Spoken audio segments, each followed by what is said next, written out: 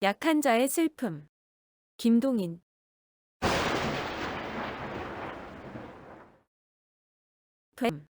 김동인. 1. 가정교사 강 엘리자베트는 가르침을 끝낸 다음에 자기 방으로 돌아왔다. 돌아오기는 하였지만 이제껏 태활한 아이들과 마주 유쾌히 지낸 그는 찜찜하고 갑갑한 자기 방에 돌아와서는 무한한 정막을 깨달았다. 오늘은 왜 이리 갑갑한고? 마음이 왜 이리 두근거리는고? 마치 이 세상에 나 혼자 남아있는 것 같군. 어찌할꼬? 어디 갈까? 말까? 이즈음 며칠 가보지도 못하였는데. 그의 머리에 이 생각이 나자 그는 갑자기 갑갑하던 것이 더 심하여지고 아무래도 해수기한테 가보여야 될 것 같이 생각된다. 아무래도 가보여야겠다. 그는 중얼거리고 외출이를 갈아입었다. 갈까? 그만둘까? 그는 생각이 정기 전에 문 밖에 나섰다.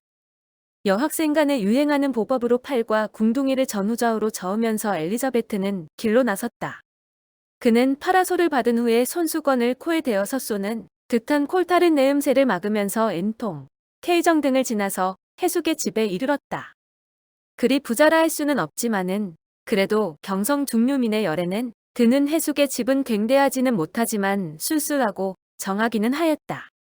그 집의 방에 배치를 익히 아는 엘리자베트는 들어서면서 파라솔을 접어서 마루 한편 끝에 놓은 후에 너무 갑갑해서 놀러왔다에 하면서 해숙의 방으로 뛰어들어갔다. 그는 들어서면서 해숙이가 동무 S와 무슨 이야기를 열심으로 하다가 자기 온 것을 알고 또 그치는 것을 알았다.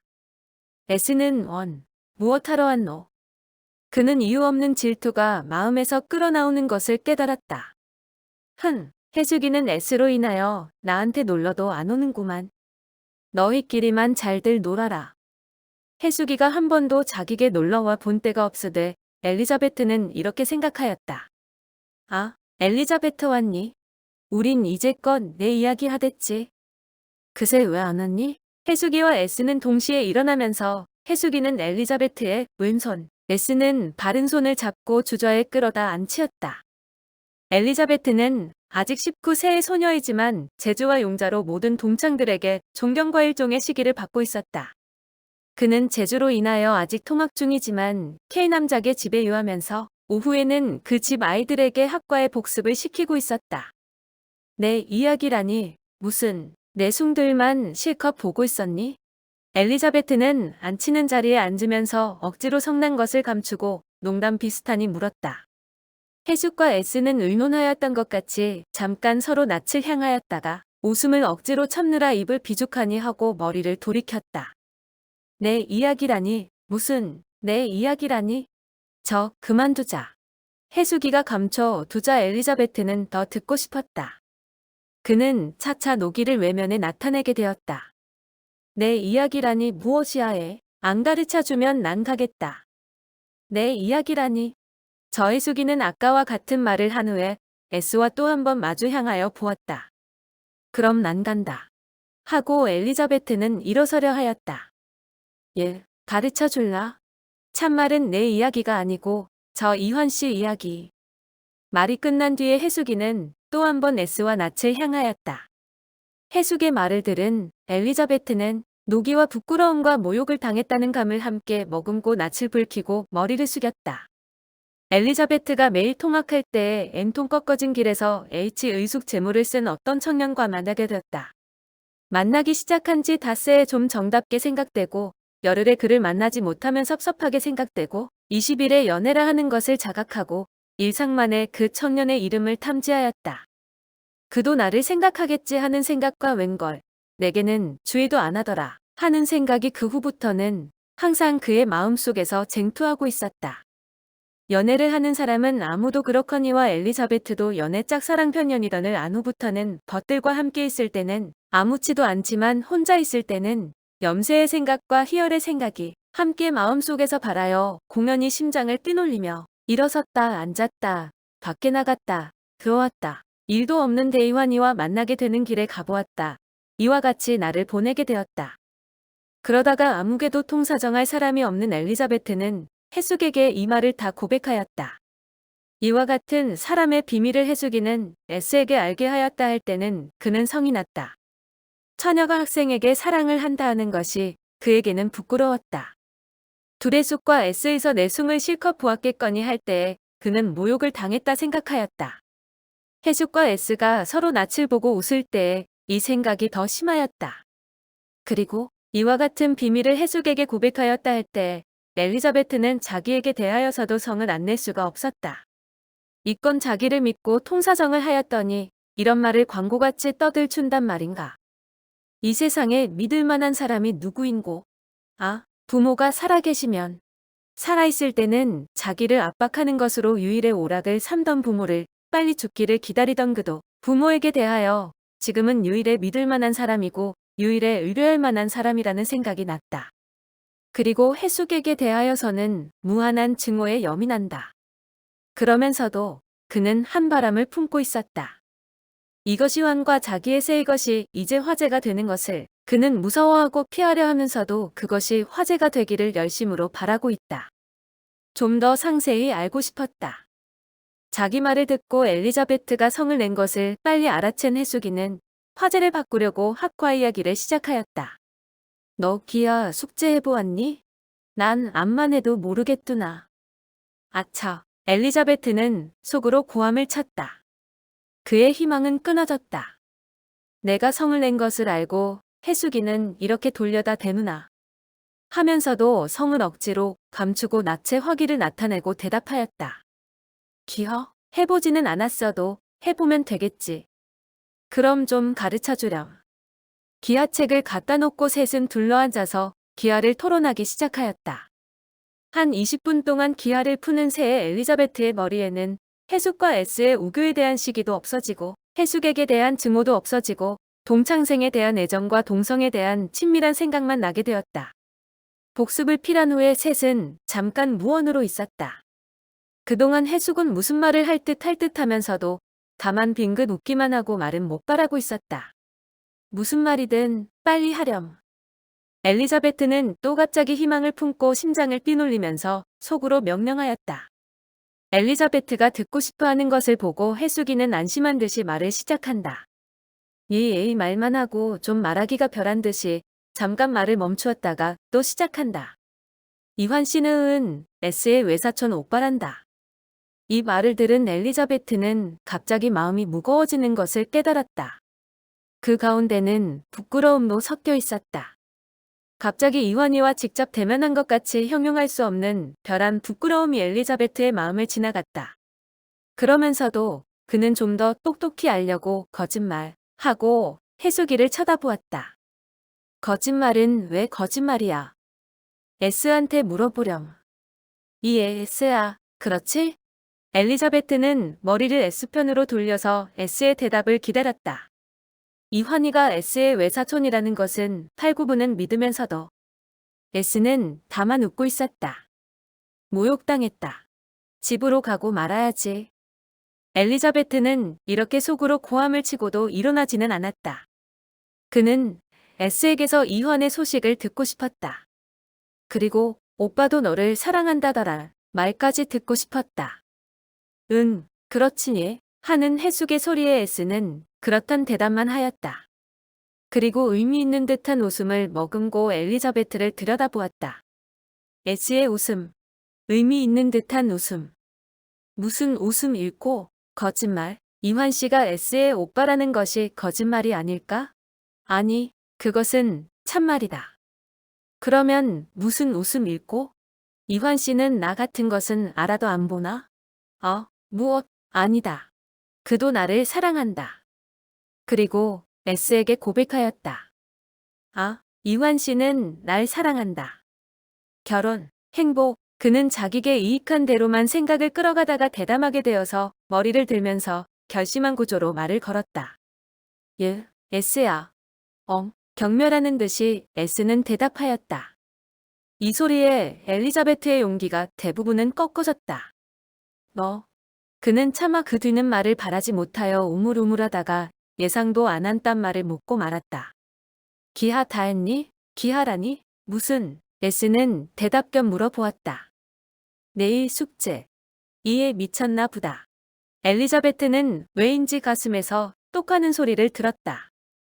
S는 말을 연속하여 한다. 이제 우리 하지 않았니?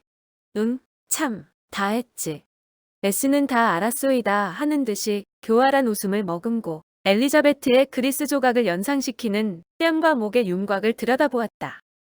모욕을 당했다. 엘리자베트는 또 이렇게 생각지 않을 수 없었다. 집으로 가고 말아야지. 이 생각을 할 때에 그는 아까 집에서 해숙의 집에 가야겠다 생각할 때 참지 못하게 가고 싶던 그와 동정도로 집으로 돌아가고 싶었다. 그는 어쩔 수 없이 가고 싶은 곳으로 안 간다. 소리만 지르고 동무들이 왜 가니? 더 놀다 가렴 등 소리는 귓등으로도 듣지 않고 팔과 궁둥이를 저으면서 나섰다. 이 늦은 봄의 저녁빛은 따뜻하였다. 도의의 저녁은 더 번잡하였다. 시멘트 인도는 무수히 통행하는 사람의 발로 인하여 차르럭차르럭 떼가닥 하는 소리를 시끄럽도록 내면서도 평안히 누워 있었다. 어떤 때는 사람의 위를 짧게 비추었다. 사람이 다 통과한 후에는 도로 길게 비추었다 하는 자기와 함께 나아가는 자기 그림자를 들여다보면서 엘리자베트는 본능적으로 발을 움직였다. 잘못하였군. 그 애들은 내가 나선 다음에 웃었겠지. 잘못하였어? 그럼 어찌하여야 하노? S를 얼려야지. 얼려? 응. 얼린 후엔 들어야지. 무엇을? 그것을 말이지. 그것이라니? 그것이라니? 모르겠다. 사탄아 물러가거라. S가 이원 씨의 누이이고, S가 해숙의 동무이고, 또 내 동무이고, 이환 씨는 동무의 오빠이고, 사람이 다니고, 전차. 아이고 무엇인지 모르게 되었다. 왜 웃는단 말인가? 왜 우스우니깐 웃지. 무엇이 우스워? 참 무엇이 우스울까? 그는 또 한 번 웃었다. 그렇지만 이 웃음은 기뻐서 웃는 것도 아니고 즐거워서 웃는 것도 아니다. 다만 우스워서 웃는 것이다. 그가 왜 우스운지 그 이유를 해석하려고 혼돈된 머리로 생각하면서 발은 본능적으로 차차 집으로 가까이 옮겨 놓았다. 구부러진 길을 돌아설 때에 그는 아직껏 보고 오던 자기 그림자를 잃어버린 고로 잠깐 멈칫섰다가 또 한 번 해석지 못한 웃음을 웃고 다시 걷기 시작하였다. 그가 집에 들어설 때는 5시 반 좀 지난 후 K 남작은 방금 저녁을 먹고 처와 아이들이 저녁을 먹을 때이다. 조선의 성각자로 자임하는 남작은 내외의 절과 안방 사랑에 별은폐하였지만 남존여비의 생각은 아직껏 확실히 지켜왔다. 엘리자베트는 먹기 싫은 밥을 두어 술 먹은 후에 자기 방으로 돌아와서 아직 어둡지도 않았는데 전등을 켜고 책괴상 머리에 가 앉았다. 아무 작용도 아니 하는 눈을 공연히 멀거니 뜨고 책상을 오르간으로 삼고 다뉴브 곡을 뜯으면서 그는 머리를 동작시키고 있었다. 웃음, S, 이환, 결혼, 신혼여행, 노후의 안락, 또는 거기는 조금도 상관없는 다른 공상이 속속이 그의 머리에 왕래하였다. 끝없이 나는 공상을 2시간 동안이나 한 후에 이제껏 희미하니 아물아물 기어가는 것 같이 보이던 벽에 흑점이 똑똑히 보이기 시작할 때 그는 자리를 펴고 자고 싶은 생각이 났다. 아까 저녁 먹을 때에 남작의 오늘 밤에는 회가 있는 고로 밤 2시쯤 돌아오겠다. 는 말을 들은 엘리자베트는 별로 안심이 되어 자리를 펴고 전나체가 되어 드러누웠다. 몇 가지 공상이 또 머리에서 왕래하다가 그는 잠이 들었다. 한참 자다가 11시쯤 자기를 흔드는 사람이 있는 고로 그는 눈을 번쩍 떴다. 전등 아래의 애관을 한 남작이 그를 들여다보고 있었다. 엘리자베트는 갑자기 잠이 수천 리 밖에 태산하는 것을 깨달았다. 그는 남작의 자기를 들여다보는 눈으로 남작의 요구를 깨달았다. 하고 겨우 중얼거렸다. 부인이 아시면 아차. 그는 속으로 고함을 쳤다. 부인이 모르면 어찌한단 말인가. 모르면 이것이 허락의 의미가 아닐까? 그러면 너는 그것을 싫어하느냐? 물론 싫어하지. 무엇 싫어해? 내 마음속에 허락하려는 생각이 조금도 없냐. 허락하면 어쩌냐? 그래도 일순간에 그의 머리에 이와 같은 생각이 전광과 같이 지나갔다. 조용히, 아까 2시에야 돌아오겠다고 하였으니까 모르겠지요. 남작은 말했다. 이제야 엘리자베트는 아까 남작이 광고하듯이 짓거리던 소리를 해석하였다. 그러고 2번째 거절을 하여 보았다. 부인이 계시면서도. 아차, 그는 또 속으로 고함을 안 칠 수가 없었다. 부인이 없으면 어찌한단 말인가? 이것은 허락의 의미가 아닐까. 남작은 대답 없이 엘리자베트를 뚫어지게 들여다보고 있었다. 왜 그리 보세요? 그는 남작의 시선을 피하면서 별한 웃음 애거라는 웃음거러지에 웃음을 웃으면서 돌아누웠다. 아차, 그는 3번째 고함을 속으로 발하였다. 이것은 매춘부의 웃음, 매춘부의 행동이 아닐까. 몇 번 거절에 실패를 한 엘리자베트는 마지막에는 자기에게 대하여서도 정이 떨어지게 되었다. 그는 이게 대하여선지는 모르면서도 모르는 어떤 자에게 골이 나서 몸을 꼬면서 좀 날카롭게 그래도 작은 소리로 말했다. 싫어요, 싫어요. 남작은 역시 대답이 없었다. 엘리자베트는 갑자기 방 안이 어두워지는 것을 알았다. 남작이 불을 끈 것이다. 그 후에는 남작의 의복 벗는 소리만 바삭바삭 났다. 엘리자베트는 정신이 아득하여지고 말았다. 정신이 아득하여진 엘리자베트는 한참 있다가 거기서 직수면 상태로 들어서 푹 잠이 들었다가 5시쯤 동편 하늘이 좀 자홍색을 띄어올 때에 무엇에 놀란 것같이 움쭉하면서 눈을 떴다.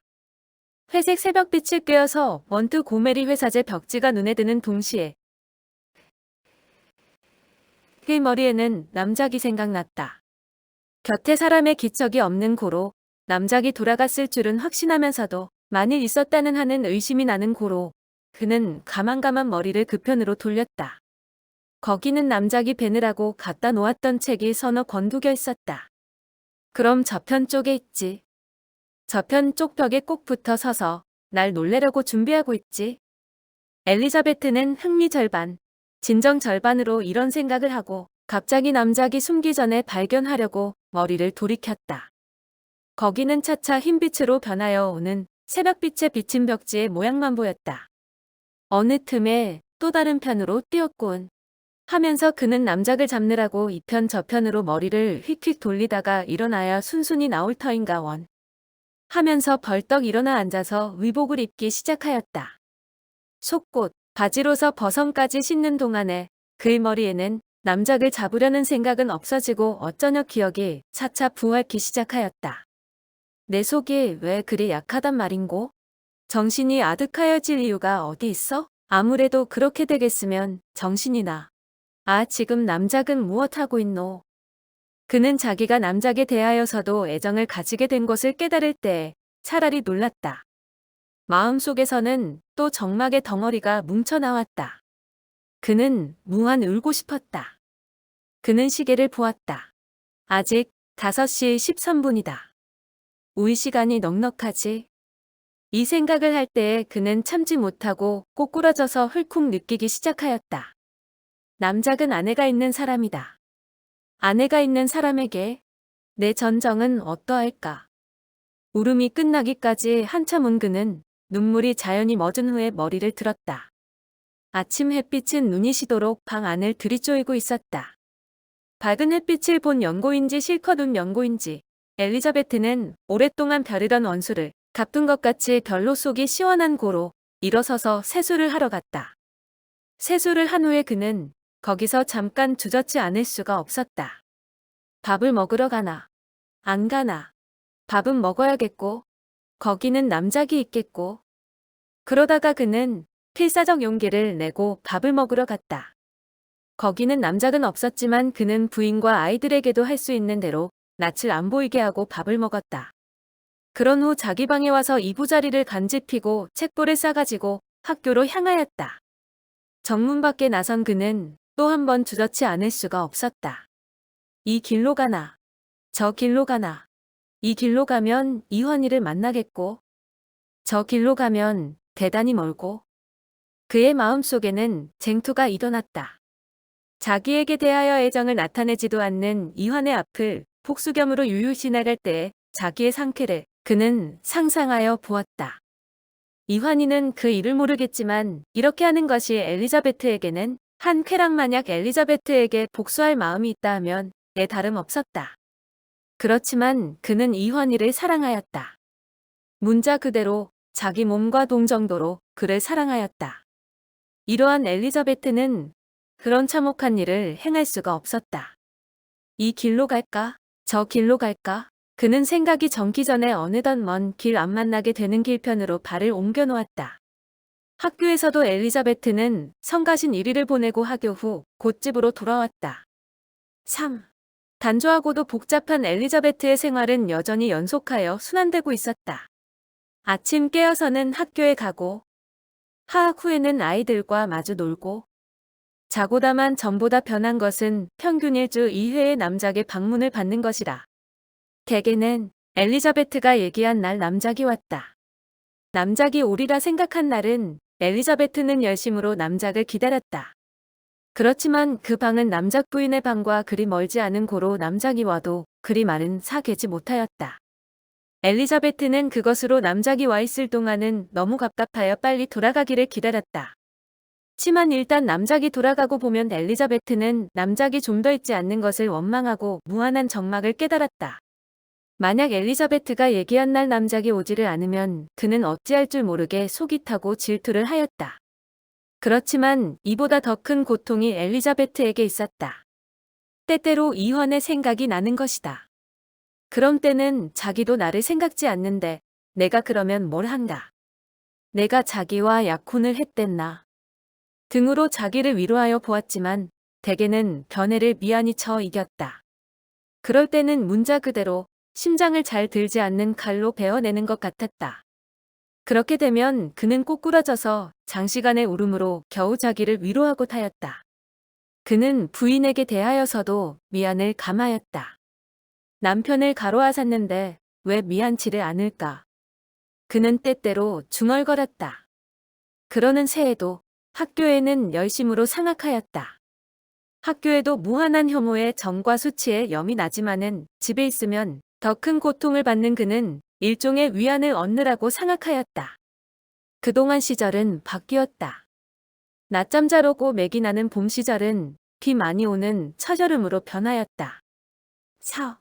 엘리자베트와 남작의 첫 관계가 있은 후 5번 일요일이 찾아왔다. 오후 소아주일학교 교사인 엘리자베트는 소아 교수와 예배를 필한 후에 아이들 틈을 꿰면서 예배당을 나섰다. 벌겋고 누런 장마 때 저녁에는 절벅절벅하는 길을 내리쪼이고 있었다. 북편 하늘에는 비를 준비하는 검은 구름이 걸려 있었다. 엘리자베트가 예배당 정문을 나설 때에 너 이드음 학교에 왜 다른 길로 다니니? 하는 해숙의 소리가 그의 뒤에서 났다. 엘리자베트는 돌아보지도 않고 속으로 다만 다른 길로 학교에 다녀? 다른 길로 학교에 다녀? 하면서 집으로 향하였다. 남작집 정문을 들어서려 하다가 그는 우뚝 섰다. 해숙의 말이 이제야 겨우 해석되었다. 응, 다른 길로 학교에 다닌다니 내가 다른 길로 학교에를 다닌다는 뜻이로군.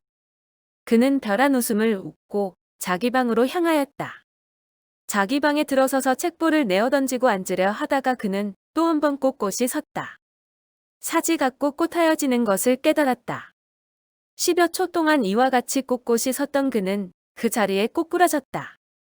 그의 가슴에서는 무슨 덩어리가 뭉쳐서 나오다가 목에서 잠깐 회전하다가 그 덩어리가 코와 입으로 폭발하고 탄다.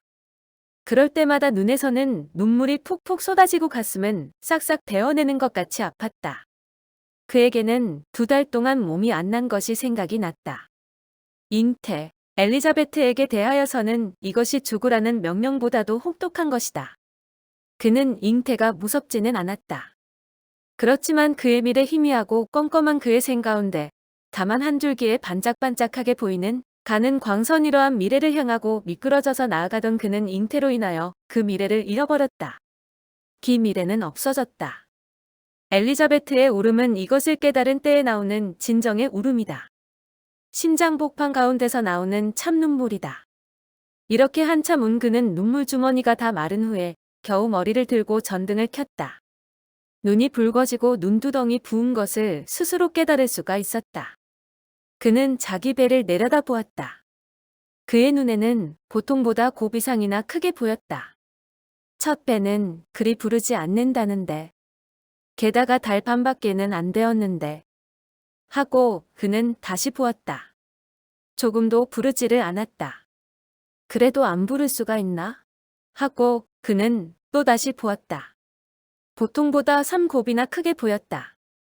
쾅쾅 하는 아이의 발소리가 이럴 때에 엘리자베트의 방으로 가까이 온다. 엘리자베트는 빨리 어두운 편으로 향하였다. 문이 열리며 8살 된 남작의 아들이 나타나서 엘리자베트에게 저녁을 재촉하였다. 저녁을 먹으러 가기가 싫은 엘리자베트는 안 먹겠다고 대답할 수밖에는 없었다. 아이가 돌아간 뒤에 엘리자베트는 중얼거렸다. 꼭 좋은 때 울음을 멈추었군. 좀 더 울었다면 망신할 뻔했다.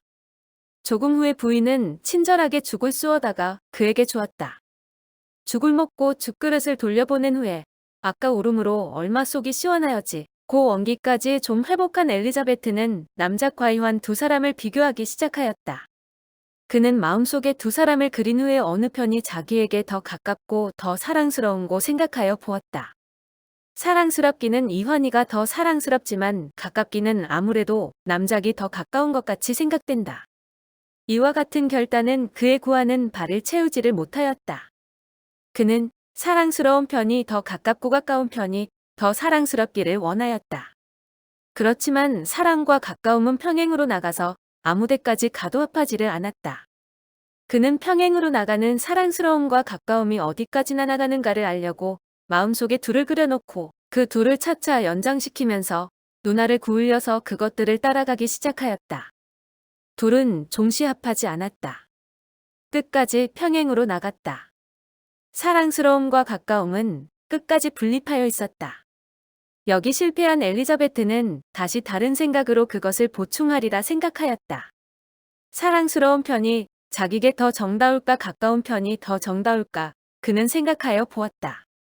어떻든 둘 가운데 하나는 정다워야만 된다고 그는 조건을 붙였다.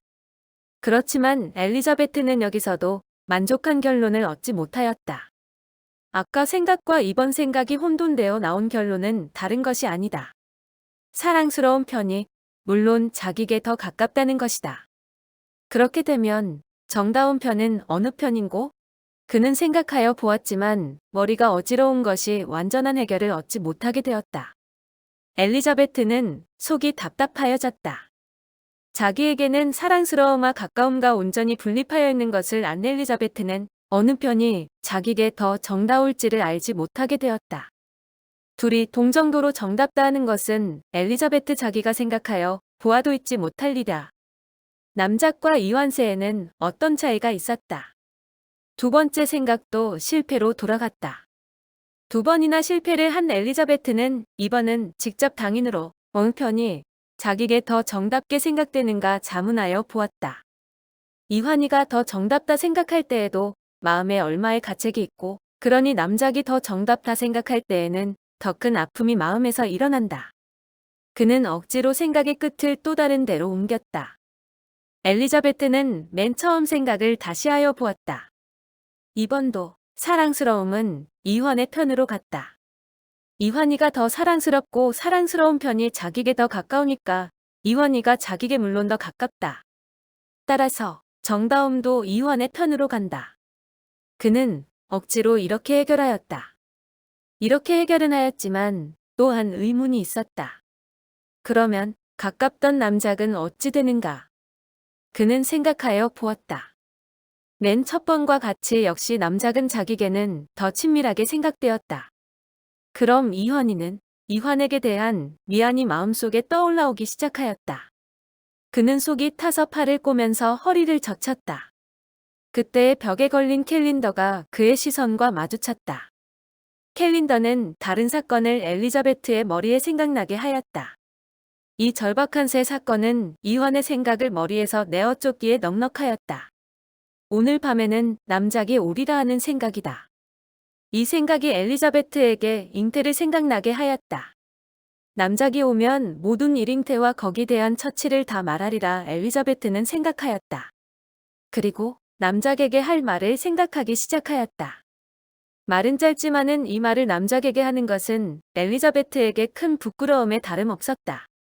그는 자기에게 부끄럽지 않고 남작이 알아들어야 된다는 조건 아래서 할 말을 보관하여 보았다. 한 번 지어서 검열한 후 교정을 가하고 2번 하고 3번 4번 하여 보았지만 자기 뜻대로 되지를 않았다. 이렇게 한참 생각할 때에 문이 열리며 남작이 들어왔다. 엘리자베트의 보관은 남작을 보는 동시에 쪽쪽이 헤어지고 말았다. 그는 다만 남작에게 매어달려 통쾌히 울고 남작이 아프도록 한 번 꼬집어 주고 싶었다. 남작의 아이고 소리 이 아단나꾸먼 소리를 듣고 싶었다.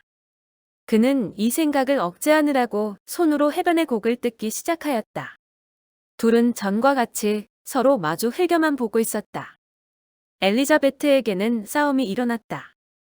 말할까 말까, 할까 말까, 어찌할꼬. 이러다가 갑자기 무의식히 선생님 하고 남작을 찾은 후에 자연히 머리가 수그러지는 것을 깨달았다. 남작은 찾았는데 그 뒷말을 어찌할꼬. 이것이 엘리자베트의 마음에 일어난 제일 큰 문제이다. 해변의 곡을 뜯던 손도 어느 틈에 멎었다. 엘리자베트는 자기가 어디 있는지도 똑똑히 의식지 못하리만큼 마음이 뒤숭숭하였다. 낯도 훌꾼훌꾼 단다. 네? 남작은 대답하였다. 남작이 대답한 것을 엘리자베트는 속으로 원망하였다. 남작이 엘리자베트 자기가 부른 소리를 못 들었으면 좋겠다 하는 희망을 엘리자베트가 품는 동시에 남작은 엘리자베트의 부름에 대답을 한 것이다. 엘리자베트는 나가지도 못하고 물러서지도 못할 지경에 이르렀다. 자기가 부르고 남작이 대답을 하였으니 설명을 하여야겠고 그러니 그 말을 어찌하노? 그러다가 그는 갑자기 울기 시작하였다. 이 울음에서 얼마의 효과가 나타나리라. 엘리자베트는 울면서 생각하였다. 왜 그러? 남작은 놀란 소리로 물었다. 아, 어찌할까요? 무엇을? 엘리자베트는 대답 대신으로 연속하여 울었다. 한참이나 혼자 울다가 그는 입술을 꽉 물었다. 아까 대답을 못한 자기를 책망하였다. 남작이 왜 그러는가 물을 때가 대답하기는 절호의 기회인 것을 그 기회를 빅에 지나보낸 엘리자베트는 자기를 미나다 생각하지 않을 수가 없었다. 그리고 다시 그런 기회를 기다려보았지만 남작은 아무 말 없이 가만히 있었다. 좀 더 심히 울면 남작이 무슨 말을 하겠지 생각하고 엘리자베트는 좀 더 빨리 어깨를 젓기 시작하였다. 아, 왜 그러? 남작은 이것을 보고 물었다. 엘리자베트는 대답을 또 못하였다. 무엇이라고 대답할꼬 생각하는 동안에 기회는 지나갔다. 이제는 대답을 못하겠고 아까는 대답을 못하였으니 다시 기회를 기다려보자. 엘리자베트는 생각하고 기회를 다시 기다리기 시작하였다. 그러니 이번 물을 때에는 무엇이라 대답할까? 엘리자베트는 울면서 생각하여 보았다. 이때 남작의 3번째 물음이 이르렀다. 아, 왜 그런단 말이오? 잉태. 대답을 한 후에 엘리자베트는 자기의 용기에도 크게 놀랐다. 이 말이 이렇게 쉽게 평탄하게 나올 것이면 아까는 왜 안 나왔는고 하는 생각이 엘리자베트의 머리에 지나갔다. 잉태. 남작은 놀란 목소리로 엘리자베트의 말을 다시 하였다. 제일 어려운 말잉태란 말을 하여 넘기고 남작이 놀란 소리까지 들은 엘리자베트는 갑자기 용기가 몇 배가 많아지는 것을 깨달았다. 그 뒷말은 술술 잘 나왔다. 병원에 가서 떨어쳤으면 남작은 대답이 없었다. 남작이 대답을 안 하는 것을 본 엘리자베트는 마음속에 갑자기 한 무서움이 떠올라왔다. 난 모른다 하고 돌아서지나 않을 터인가. 이것이 엘리자베트에게는 제일 무서움에 다름없었다. 훌쩍훌쩍 소리가 더 빨리 나오기 시작하였다. 이것을 본 남작은 성가신 듯이 물었다. 원 어찌하란 말이요? 그리 울면 어떻게든 차치. 엘리자베트는 겨우 중얼거렸다.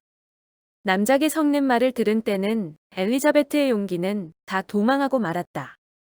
처치라니 어떤 글쎄 병원 응 양반이 그런 엘리자베트는 그러리라 생각하였다. 그래도 남작이라고 존경까지 받는 사람이 낙태 일로 병원이라니. 그는 갑자기 서름이 더 나왔다. 가는 소리를 내어 울기 시작하였다. 이것을 본 남작은 좀 불쌍하게 생각났던지 정답게 말하였다. 운이 할 수 있어? 자, 어떻게 하잔 말이오? 이 말을 들은 엘리자베트는 일변 기쁘고도 일변은 더 설고 억지도 쓰고 싶었다. 그는 날카롭게 말했다. 모르겠어요, 몰라요. 전 아무래도 산 것이니깐. 그러지 말고. 어쩌잔 말이오? 몰라요, 몰라요. 저 같은 것은 사람이 아니니깐. 조용히, 저 방에서 듣겠소. 들어도 몰라요. 엘리자베트는 소리를 내어 울기 시작하였다. 하고 남작은 벌떡 일어섰다. 엘리자베트도 우덕덕 정신을 차리고 머리를 들었다. 그는 정신이 없어졌다. 자기 뇌를 누가 빼어간 것 같이 마음속이 탱탱 비게 되면서 퉁퉁거리며 걸어나가는 남작의 뒷모양을 눈이 멀거니 보고 있었다. 남작이 나가고 문을 닫는 소리가 엘리자베트의 귀에 들어올 때 그의 머리에는 한 생각이 번갯불과 같이 번쩍 지나갔다. 한참이나 멀거니 그 생각을 하고 있다가 또 엎기며 울기 시작하였다. 아까 실컷 운 그는 이번에는 눈물은 안 나왔지만 가슴에서, 배에서, 머리에서 나오는 이 참울음은 눈물을 대신 귀에 넉넉하였다. 그가 아까 해숙의 말의 의미와 나온 곳을 이제야 겨우 온전히 깨달았다. 내가 다른 길로 다니는 것을 해숙이가 어찌 알까? 어찌 알까? 해숙이는 이것을 알 수가 없다. 이환, 그가 알고 이것을 S에게 말하였다. S는 이것을 해숙에게 말하였다. 해숙은 이것을 내게 물었다. 그렇다. 이렇게밖에는 해석할 수가 없다. 물론 그렇지. 그러면 그도 내게 주의를 한 거지? 이 말을 S에게까지 한 것을 보면 그도 내게, 그도, 남작. 남작은 내 말을 듣고 도망하였지. 아니, 도망시켰지. 아니, 도망했지. 남작이, 이환씨. 전에 본 S의 웃음. 응. 그 전날 그는 S에게 고백하였다. 그것들이. 그것들이. 어찌되나. 모두 어찌되나. 나와 남작. 나와 이환씨. 이환씨와 S와 남작. 해숙이. 남작과 이환씨. 모두 어찌되나? 그의 차차 혼돈되어 가는 머리에도 한 가지 생각은 꼭 들어붙어서 떠나지를 않았다. 그는 이환이를 사랑하였다. 이환이도 그를 사랑하였다. 엘리자베트는 이것을 의심치 않게 되었다. 그렇지만 그들에게는 서로 사랑을 고백할 만한 용기가 없었다. 그것으로 인하여 그들은 각각 자기 사랑은 짝사랑, 편연이라 생각하였다. 그것을 짝사랑이라 생각한 엘리자베트는 그렇게 쉽게 몸을 남작에게 허락하였다. 그리하여 그의 사랑과 반 성립되어 가던 그의 사랑신성한 동에 기한 첫사랑은 파괴되었다. 육으로 인하여 사랑은 파멸되었다. 사랑치 않던 사람으로 인하여 참여인을 잃었다. 엘리자베트의 울음에는 당연한 이유가 있었다. 몸으로 인하여. 참사랑, 이환씨, S와 해숙이. 그것들도 심하지. 우울 당자에겐. 그 이야기를 안 해. 남작이. 잉태. 일단 멎어 가던 그의 울음이 이 생각이 머리에 지나갈 때 또다시 폭발하였다. 눈물도 조금씩 나기 시작하였다. 이와 같이 한참 은근은 두 번째 울음이 멎어갈 때 맥이 나면서 그 자리에 엎긴 채로 잠이 들었다. 하루 종일 벼르기만 하고 올 듯 하면서도 오지 않던 비가 이튿날 새벽부터는 종시 내리붓기 시작하였다. 서울 특유의 도구로 내리붓는 것 같은 비는 2, 3 정 앞이 잘 보이지 않도록 좔좔 소리를 내며 쏟아진다. 서울 장안은 비로 덮였다. 비로 쌓였다. 비로 찼다. 그 비 가운데서도 아락당에서는 모든 과목을 다한 후에 오후 2시에 하악하였다. 엘리자베트는 책보를 싸가지고 학교를 나섰다. 그가 해숙의 곁을 지나갈 때 해숙이가 찾았다. 예, 엘리자베트야. 응, 대답하고 엘리자베트는 마음이 뜨끔하였다. 해숙이는 모든 일을 다 알리라. 그는 이와 같은 허황한 생각을 하였다. 너희 즈음 왜 우리 집에 안 오니? 분주하여서. 엘리자베트는 거짓말을 하면서도 안심을 하였다.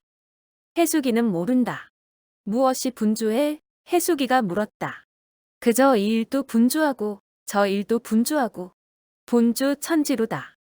엘리자베트는 이와 같은 거짓 대답을 하면서도 그의 마음속에는 한바람 희망이 있었다. 그는 달반이나 못 간 해숙의 집에 가보고 싶었다. 해숙이가 억지로 오라면 마지못하여 가는 체하고 끌려 가고 싶었다. 해숙이는 엘리자베트의 바람을 이루어 주지를 않았다. 아무 말도 안 하였다. 엘리자베트는 해숙의 주의를 끌려고 혼자말 비슷이 중얼거렸다. 너무 분주해서 분주할 일은 없겠구만. 해숙이는 이 말만 하고 자기 갈 길로 향하였다. 엘리자베트는 해숙의 행동을 원망하면서 마지못하여 집으로 향하였다.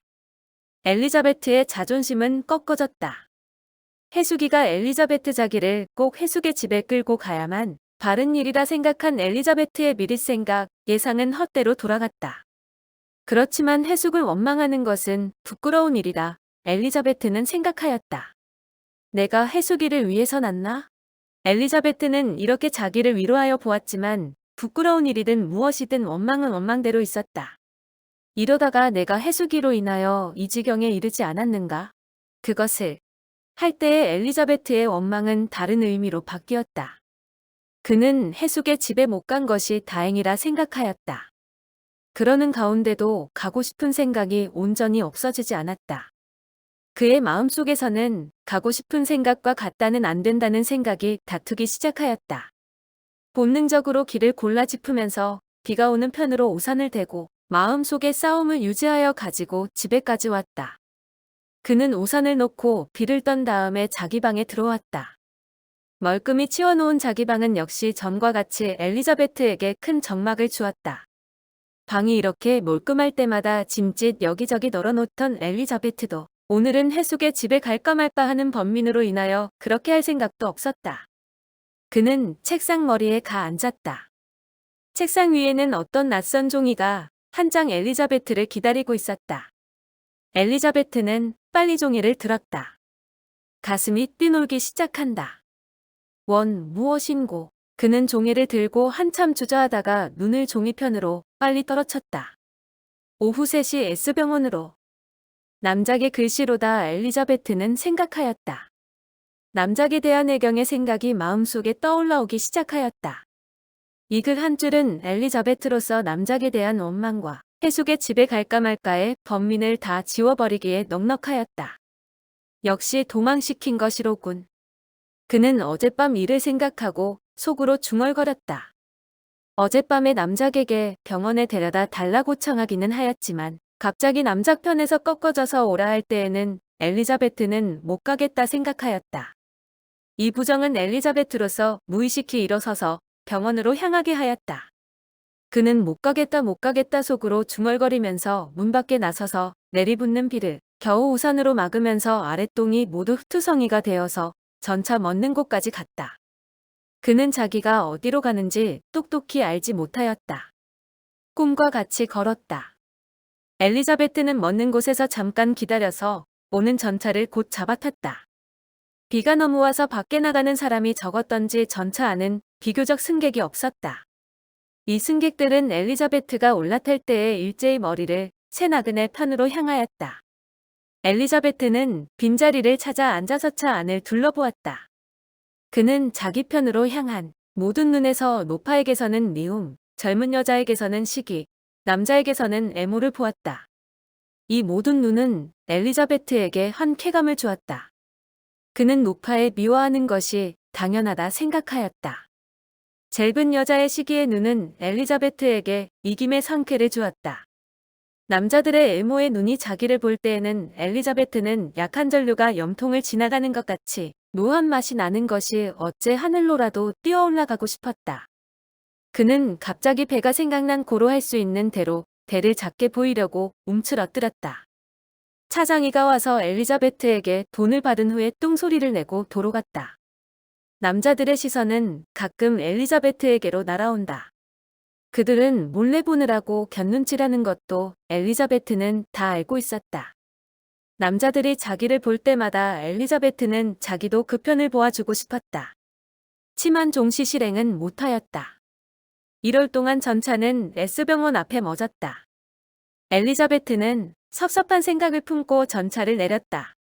어떤 시선이 자기를 따라온다 그는 헤아렸다.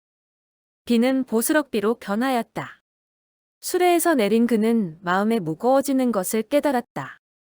그는 집으로 돌아가고 싶었다. 병원에는 차마 못 들어갈 것 같이 생각되었다. 지편으로 가는 전차는 없는가 하고 그는 전차선로를 쭉 보았다. 그의 보이는 범위 안에는 전차가 없었다. 할 수 없이 그는 병원으로 들어가서 기다리는 방으로 갔다. 고지기한테 가서 주소 성명 연세들을 기입시킨 후에 방을 한번 둘러다볼 때 엘리자베트의 눈에는 한편 구석에 박혀있는 남작이 보였다. 엘리자베트는 다른 곳에서 고향 사람이나 만난 것 같이 별로 정다워 보이는 고로 곧 남작의 곁으로 갔다. 그렇지만 둘은 역시 말은 사귀지 아니하였다. 엘리자베트는 눈이 멀거니 벽에 붙어있는 파리떼를 보고 있었다. 몇 사람의 순번이 지나간 뒤에 사원아이가 나와서 강 엘리자베트 씨여. 할 때에 엘리자베트는 우덕덕 일어섰다. 가슴이 뚱뚝하는 소리를 내었다. 어찌하노? 그는 속으로 중얼거리면서 무의식히 사원아이를 따라서 진찰실로 들어갔다. 남작도 그 뒤를 따랐다. 석탄산과 알코올 내음새에 낯을 찡그리고 엘리자베트는 교자에 걸어 앉았다. 의사는 무슨 약병을 장난하면서 머리를 숙인 채로 물었다. 어디가 아프시오? 엘리자베트는 대답을 못하였다. 제일 어찌 대답할지를 몰랐고 서로 대답할 말을 알았대도 대답할 용기가 없었고 용기가 있다 하더라도 부끄러움이 대답을 허락지 않을 터이다.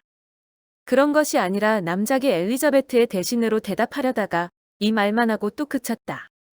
의사는 대답을 요구치 않는 듯이 약병을 놓고 청진기를 들었다. 엘리자베트는 갑자기 부끄러움도 의식지를 못하리만큼 머리가 어지러워지기 시작하였다.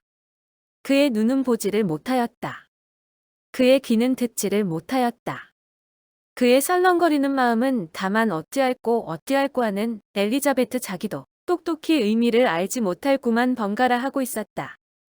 의사는 엘리자베트에게로 와서 저고리 자락을 열고 청진기를 거기 대었다. 의사의 손이 와닿을 때에 엘리자베트는 무슨 벌레를 모르고 쥐었다가 갑자기 그것을 안대와 같이 몸을 움쭉하였다.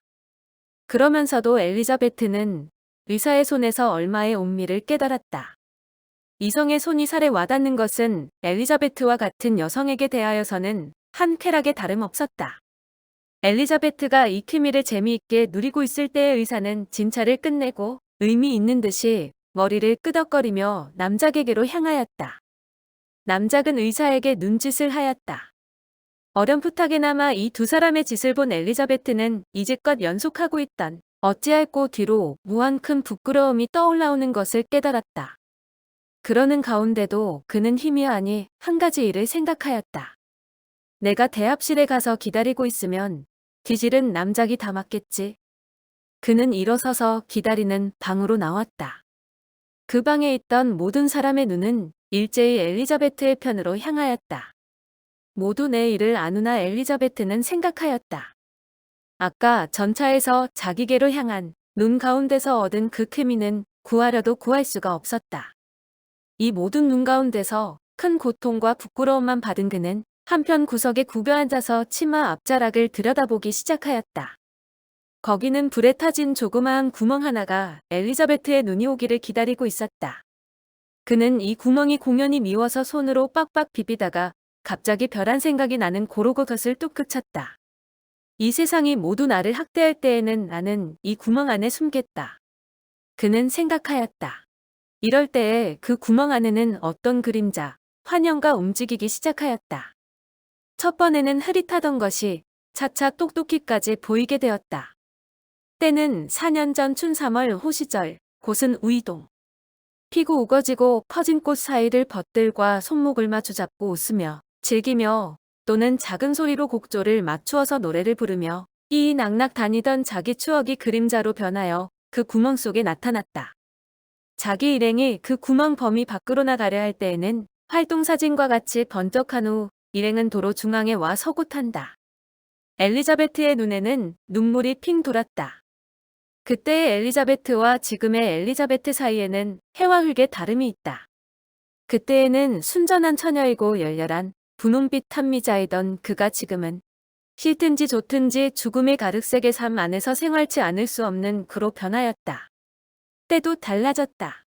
10년 동안 평화로 지낸 지구는 오스트리아 황자의 죽음으로 말미암아 러시아가 동원을 한다. 도이치가 싸움을 하련다. 잉글리시가 어떻다. 프랑스가 어떻다. 매일 이런 이야기가 신문에 가득가득 차게 되었다. 엘리자베트의 주의도 달라졌다. 그의 모든 것은 다 쪽쪽이 헤어졌다. 알은 동경서 미술 공부를 한다. 또 다른 알은 하와이로 시집을 갔다. 티는 여의가 되었다. 그 밖에 아직 공부하는 사람도 몇이 있기는 하지만은 대개는 주부와 교사가 되었다. 주부된 법 가운데는 벌써 두 아이의 어머니 된 사람까지 있다. 그들 가운데 한둘밖에는 지금은 엘리자베트를 만나도 서로 모른 채하고 말도 안 하고 심지어 슬슬 피하기까지 되었다. 그러는 가운데 해수기근은 엘리자베트의 어렸을 때부터의 벗이다. 둘은 같은 소학에서 졸업하고 같이 아락당에 입학하였다가 엘리자베트가 부상에 연속하여 모상으로 1년 학교를 쉬는 동안에 해수기도 연담으로 1년을 쉬게 되고 엘리자베트 가도로 상학게 될 때에 해수기도 파혼으로 학교에 다니게 되었다. 해수기는 엘리자베트에게는 유일의 벗이다. 불에 타진 구멍 속에 나타난 그림자 가운데서도 엘리자베트는 해수기와 제일 가까이 서서 걸었다. 추억의 눈물이 엘리자베트의 치마 앞자락에 한 방울 뚝 떨어졌다. 눈물로써 슬프고 설고 원통하고도 사랑스럽고 즐겁고 회포 많은 그 그림자가 가리운 고로 엘리자베트는 눈물을 씻고 다시 그 구멍을 들여다보았다. 그 구멍에는 참 예술적 활인화, 정조로 찬 그림자는 없어지고 그 대신으로 갈포바지가 어렴풋이 보인다. 엘리자베트는 소름이 쭉 끼쳤다. 자기가 지금 어디를 무엇하러 와 있는지 그는 생각났다. 엘리자베트는 머리를 들고 방을 둘러보았다. 어떤 목에 붕대를 한 남자와 어떤 아이를 업고 몸을 찌긋찌긋하던 여자가 자기를 보다가 자기 시선과 마주친 고로 머리를 빨리 돌리는 것밖에는 엘리자베트의 주의를 받은 자도 없고 엘리자베트에게 주의하는 사람도 없다. 그는 갑갑증에 일어났다. 너무 갑갑한 고로 자기 손금을 보기 시작하였다. 손금은 그리 좋지 못하였다. 자식금도 없고 명금도 짧고 부부금도 나쁘고 복금 대신으로 궁금이 위로 빠져 있었다. 이 나쁜 손금도 엘리자베트의 마음을 괴롭게 하지 못하였다. 그의 심리는 복잡하였다. 탱탱 비었다. 그는 슬퍼하여야 할지 기뻐하여야 할지 알지 못하였다. 그 가운데는 울고 싶은 생각도 있고 웃고 싶은 생각도 있고 뛰놀고 싶은 생각도 있고 죽고 싶은 생각도 있었다. 이 복잡한 심리는 엘리자베트로서 아무 편으로도 치우치지 않게 마음이 탱탱 빈 것 같이 되게 하였다. 이제 자기에게는 절대로 필요한 약이 생긴다 할 때 그는 기쁘지 않을 수가 없었다. 자기의 경우를 생각할 때 그는 슬퍼하지 않을 수가 없었다. 해수기와 S를 생각할 때 엘리자베트가 송금과 추억 및 미리 생각들을 복잡히 하고 있을 때 남장이 와서 그에게 약을 주고 빨리 병원을 나가고 말았다. 약을 받은 뒤에 엘리자베트는 마음이 두근거리기 시작하였다. 그는 약을 병째로 씹어 먹고 싶도록 애착의 생각이 나는 또 한편에는 약에게 이 위에 더 없는 저주를 하고 태평양 복판 가운데 가라앉히고 싶었다. 그러는 가운데도 그에게는 집으로 돌아가고 싶은 생각이 났다. 그는 일어서서 몰래 가만히 기지개를 한 후에 허둥허둥 병원을 나서서 전차로 집에까지 왔다. 육저녁 먹은 뒤에 처음으로 약을 마실 때에 엘리자베트에게는 한 바라는 바가 있었다. 그의 조급한 성격과 미래에 대한 희망이 낳은 바람은 다른 것이 아니다. 약의 효험이 즉각으로 나타났으면 하는 것이다. 이 바람은 벌써 차차 엘리자베트의 머리에 공상으로서 실현된다. 그는 생각하여 보았다. 이제 남작 부인이 죽는다. 그때에는 엘리자베트는 남작의 정실이 된다. 조선 제1의 미인, 사교계의 꽃이 이나로구나. 엘리자베트는 눈을 번뜩거리며 생각한다. 이환이는 어떤 간사한 여성과 혼인한다.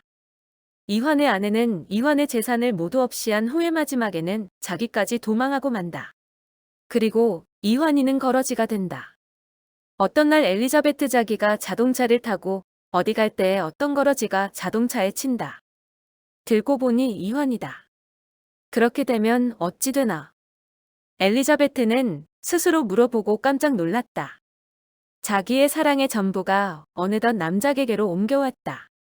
그는 자기의 비열을 책망하는 동시에 아까 그런 공상에 대한 부끄러움과 증오 놀람 절망들의 생각이 마음에 떠올랐다. 그 가운데도 가느나마 그에게는 희망이 있다. 악태 때가 있다.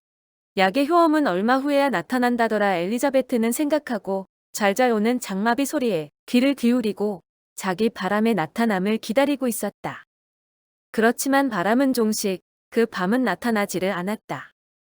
이튿날 학위 시험 준비 날 엘리자베트는 시험 준비도 안 하고 하루 종일 누워서 약의 효험을 기다리고 있었다. 약의 효험은 그날도 안 나타났다.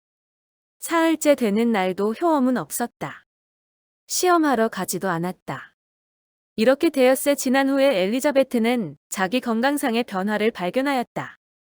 모든 복잡하고 성가신 일로 말미암아 음식도 잘 안 먹히고 잠도 잘 안 오던 그가 지금은 잠도 잘 오고 입맛도 나게 된 것을 깨달았다. 그때야 그는 그것이 낙태제가 아니고 건강제인 것을 헤아려 깨달았다. 그렇지만 약은 없어지도록 다 먹었다. 마지막 번 약을 먹은 뒤에 전등을 켜고 엘리자베트는 생각하여 보았다. 병원 사건 이후로 남작은 한 번도 저를 찾아오지 않았다.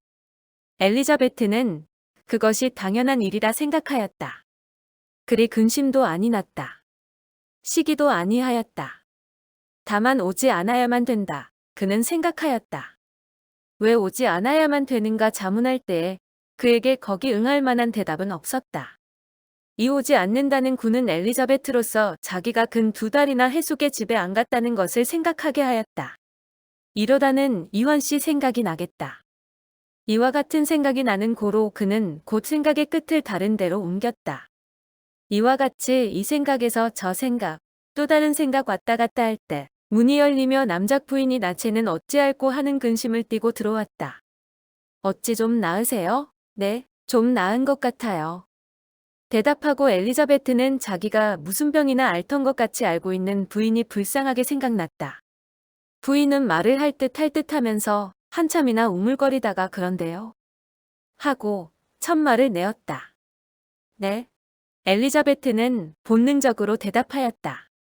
부인의 나체는 말할까 말까 하는 표정이 똑똑히 나타나 있었다. 그러다가 입을 또 연다. 아까 복손이 어른이 들어와 말하는데요. 엘리자베트는 마음이 뜨끔하였다. 부인은 말을 연속한다. 선생님은 이즈음 학교에도 안 가시고 그 애들과도 놀지 못하신다고요. 게다가 병까지 나셨다고 얼마 좀 평안히 나가서 쉬시라고 자꾸 그러려는 수. 부인의 나체는 말한 거 잘못하였다 하는 표정이 나타났다. 말을 다 들은 엘리자베트는 벌떡 일어섰다. 그는 무엇이 어찌 되는지는 모르고 무의식히 자기 행리를 꺼내어 거기에 자기 책을 넣기 시작하였다. 그의 손은 본능적으로 움직였다. 엘리자베트의 행동을 물끄러미 보던 부인은 물었다. 이 밤에 떠나시려고요? 어디로? 엘리자베트는 우덕덕 정신을 차렸다. 그의 배에서는 뜻없이 큰 소리에 웃음이 폭발하여 나온다. 놀라는 것 같이, 우스운 것 같이. 부인도 따라 웃는다. 한참이나 웃은 뒤에 둘은 함께 웃음을 뚝 그쳤다. 엘리자베트는 웃음 뒤에 울음이 떠받쳐 올라왔다. 자연히 가는 소리의 울음이 그의 목에서 나온다. 이것을 본 부인은 갑자기 미안하여졌던지 엘리자베트를 위로한다. 울지 마십시오. 얼마든 여기 계세요. 제가 말씀 잘 드릴 테니. 아니, 전 가겠어요. 어디, 갈 곳이 있어요? 갈 곳이 있어요. 예서 한 40리 나가서 오촌무가 한 분 계세요. 그렇지만 이런 데 계시다가 부인의 눈에도 이슬이 맺힌다. 제가 말씀 잘 드릴 것이니 그냥 계시지요. 아니야요.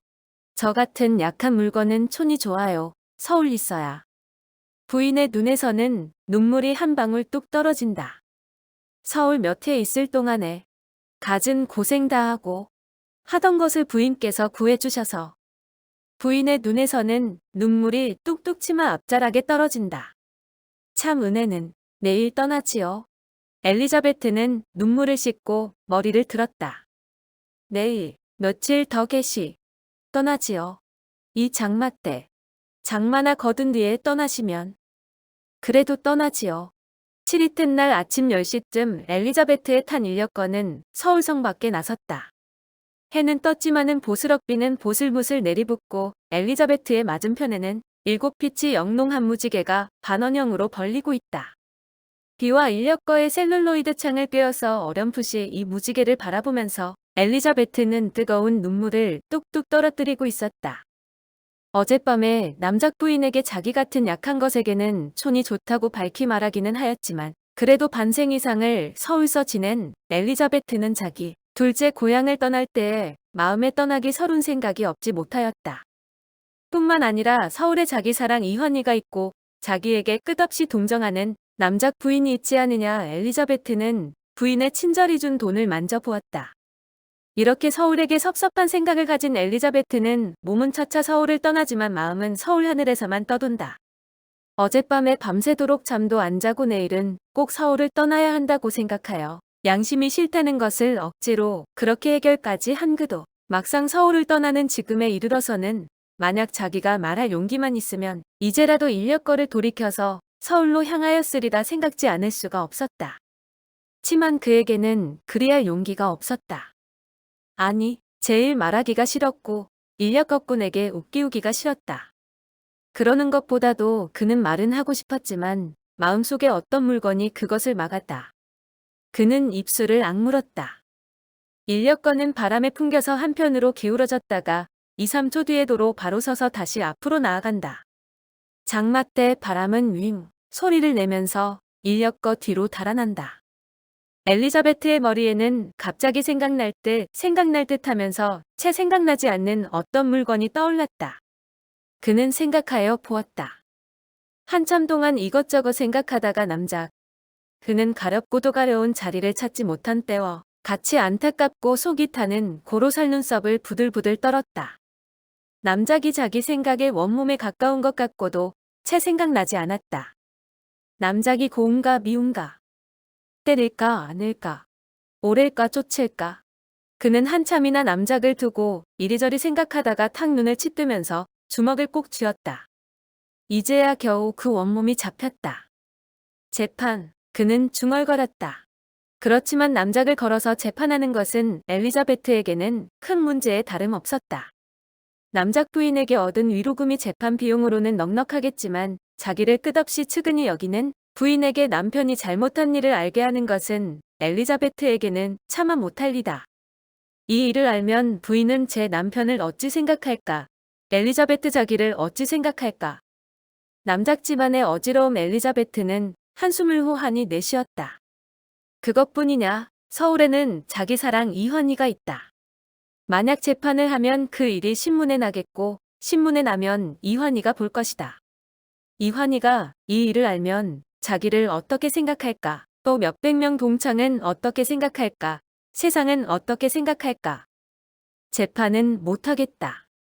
그는 중얼거렸다.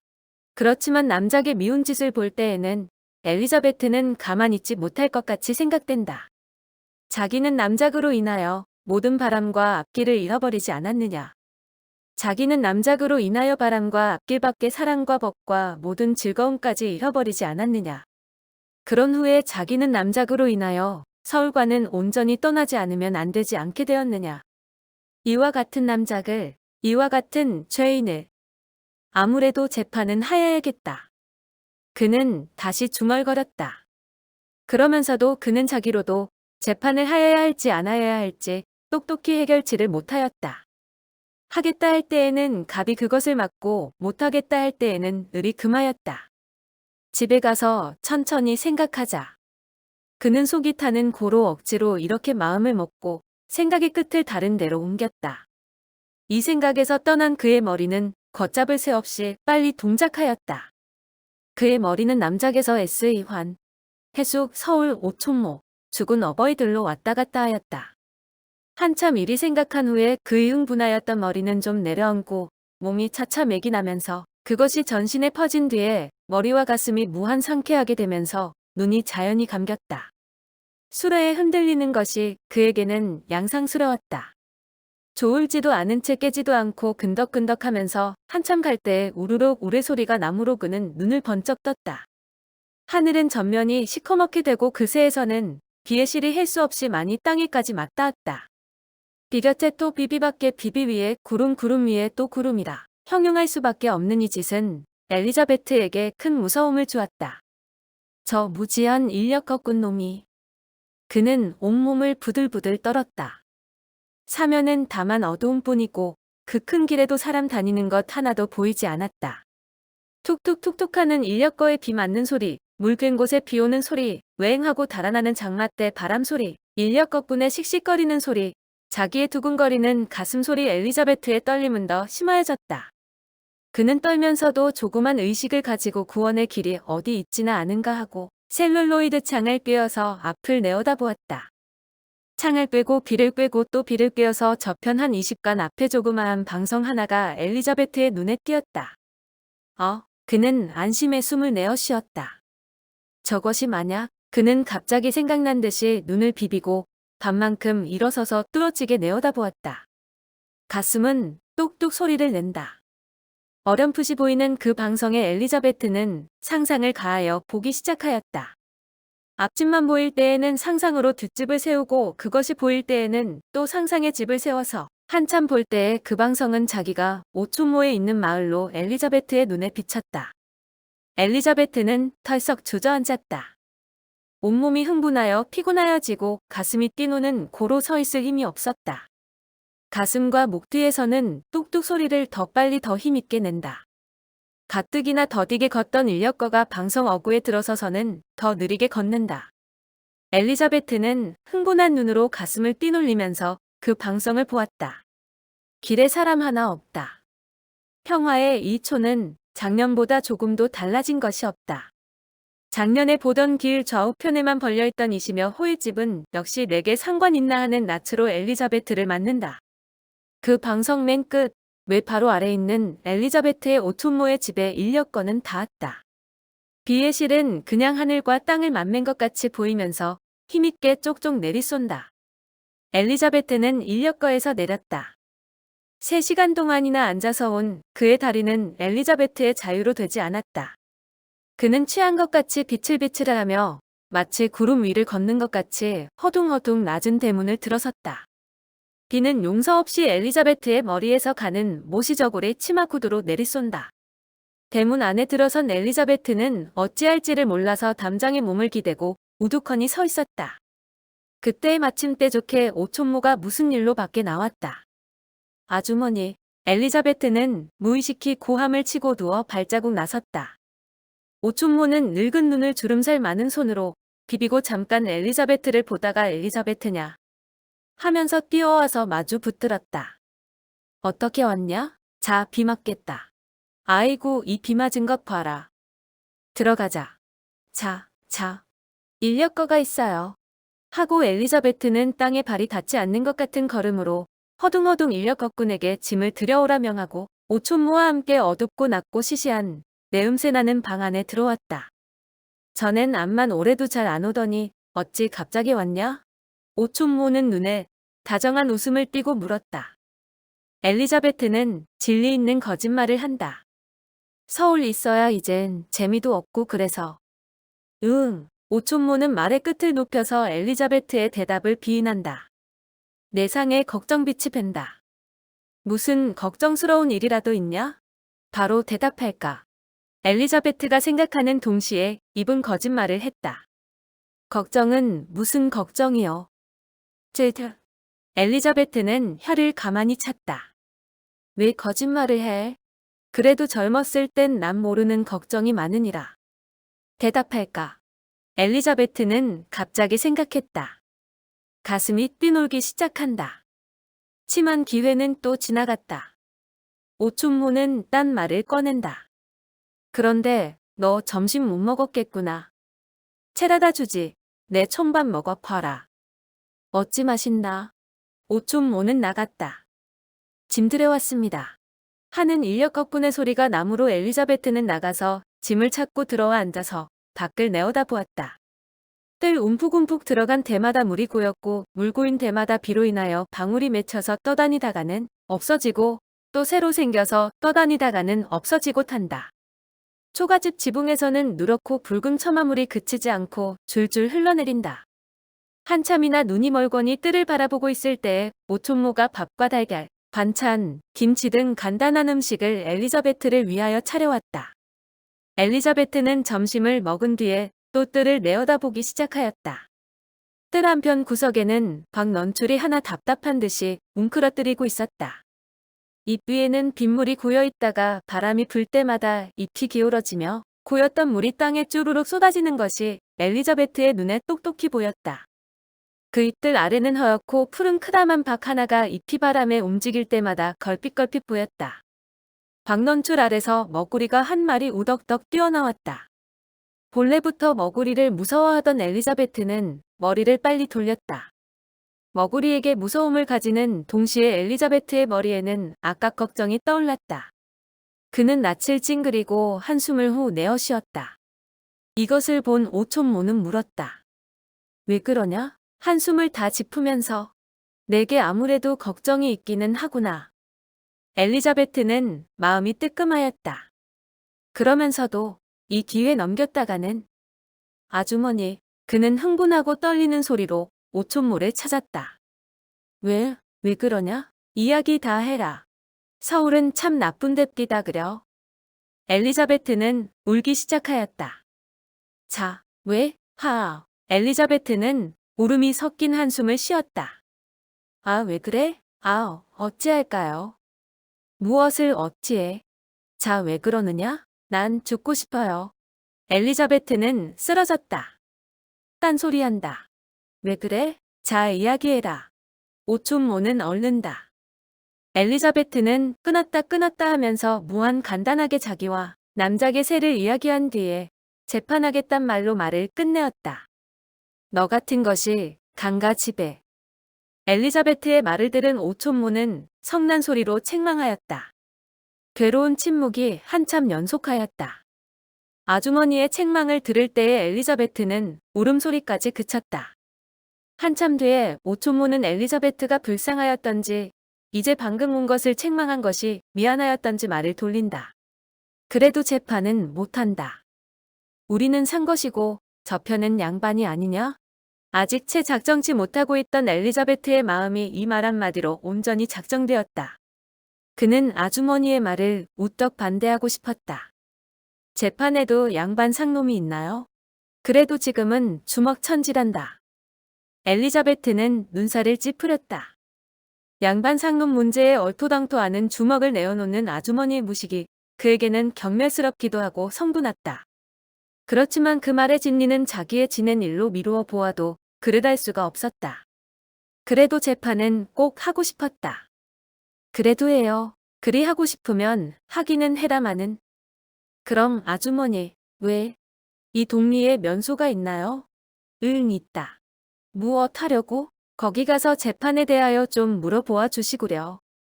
싫다야. 그런 일은. 그래도 아주머니까지 그러시면. 엘리자베트의 낯은 울상이 되었다. 이것이 불쌍하게 보였던지 오촌모는 면서기를 찾아갔다. 이튿날 엘리자베트는 남작을 걸어서 정조유린에 대한 배상 및 위자료로서 5,000원, 서생아 승인, 신문상 사죄 광고 게재 청구 소송을 경성지방법원에 일으켰다. 팔일 그치지 않고 줄줄 내리붓던 비는 종시 조선전지에 장마를 지웠다. 엘리자베트가 있는 마을 뒷매에서도 간직하여 두었던 모든 셈이 이번 비로 말미암아 터져서 계골가에 있는 집 몇은 집채같이 흘러내려오는 물로 인하여 혹은 떠내려가고 혹은 무너졌다. 매일 흰 물방울을 안개같이 내면서 얼걱 흘러내려가는 물을 보면서 엘리자베트는 몇 가지 일로 느끼고 있었다. 그 가운데는 반성도 없지 않았다. 이번 이와 같이 큰 재판을 일으킨 것이 엘리자베트의 뜻은 아니다. 법률을 아는 사람이 그리하여야 좋다는 고로 엘리자베트는 으슥하여서 그리할 뿐이다. 그에게는 서생아 승인으로 넉넉하였다. 에이샹. 그는 만날 이 일이 생각날 때마다 혀를 차며 중얼거렸다. 서울을 떠난 것도 그의 느낌의 하나이다. 차라리 반성의 하나이다. 오촌모는 에이구 내 딸 에이구 내 딸하며 크다만 엘리자베트의 궁둥이를 두드리며 사랑하였고, 엘리자베트는 여왕과 같이 가만히 앉아서 모든 일을 오촌모를 부려먹었지만 그것만으로 그는 만족지를 못하였다. 그는 낮고 더럽고 답답하고 덥고 시시한 냄새나는 촌집보다 높고 정한 서울집이 낫고 광목바지 입고 상투 틀고 낯이 시꺼먼 원시적인 촌무 지렁이들보다 맵고 모자에 걸려 물고 가는 못이 두루마기 입은 서울 사람이 낫다. 굵은 광당포 치마보다 가는 못이 치마가 낫고 다 처진 집신보다 맵신하는 구두가 낫다. 기름머리에 맵신하게 차린 후에 파라솔을 받고 장한 큰 거리를 팔과 궁둥이를 저으면서 다니던 자기 모양을 흐린 하늘에 그려볼 때에는 엘리자베트는 자기에게도 부끄럽도록 그 그림자가 예뻐 보였다. 장마는 거쳤다. 장마 뒤의 촌집은 참 분주하였다. 모를 옮긴다, 김을 맨다, 금년 추수는 이때에 있다고 각 집이 모두 늙으니 젊은이 할 것 없이 나서서 활동을 한다. 각 곳에서 중양가의 처량한 곡조, 농부가의 웅장한 곡조가 일어나서 외로 반향하고 들로 퍼진다. 잔홍밭 몇 대기와 뒤뜰에 터밭을 가진 엘리자베트의 오촌모의 집도 꽤 분주하였다. 잔홍밭은 삭슬 주어서 김을 메고 터함만 오촌모 자기가 감자와 파 이종을 하기로 하였다. 뻔뻔 놀고 있기가 무미도 하고 갑갑도 한 고로 엘리자베트는 아주머니를 도와서 손에 익지 않은 일을 하고 있었다. 첫 번에는 일하기가 죽게 어려웠지만은 좀 연습된 뒤에는 땀으로 온몸이 젖고 몸이 군하여진 뒤에 나무 그늘 아래서 상추쌈에 고추장으로 밥을 먹고 얼음과 같은 찬 우물물을 마시는 것은 참 엘리자베트에게는 위에 없는 유쾌한 일이 되었다. 첫 번에는 심심 끄기로 시작하였던 일을 마지막에는 쾌락으로 하게 되었다.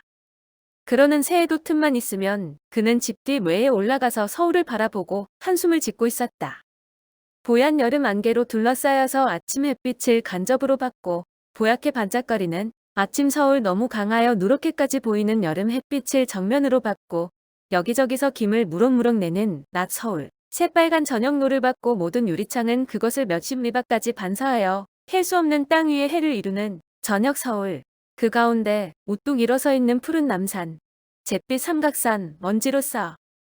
아, 내 서울아, 내 사랑아, 나는 너를 바라본다. 붉은 눈으로, 더운 사랑으로.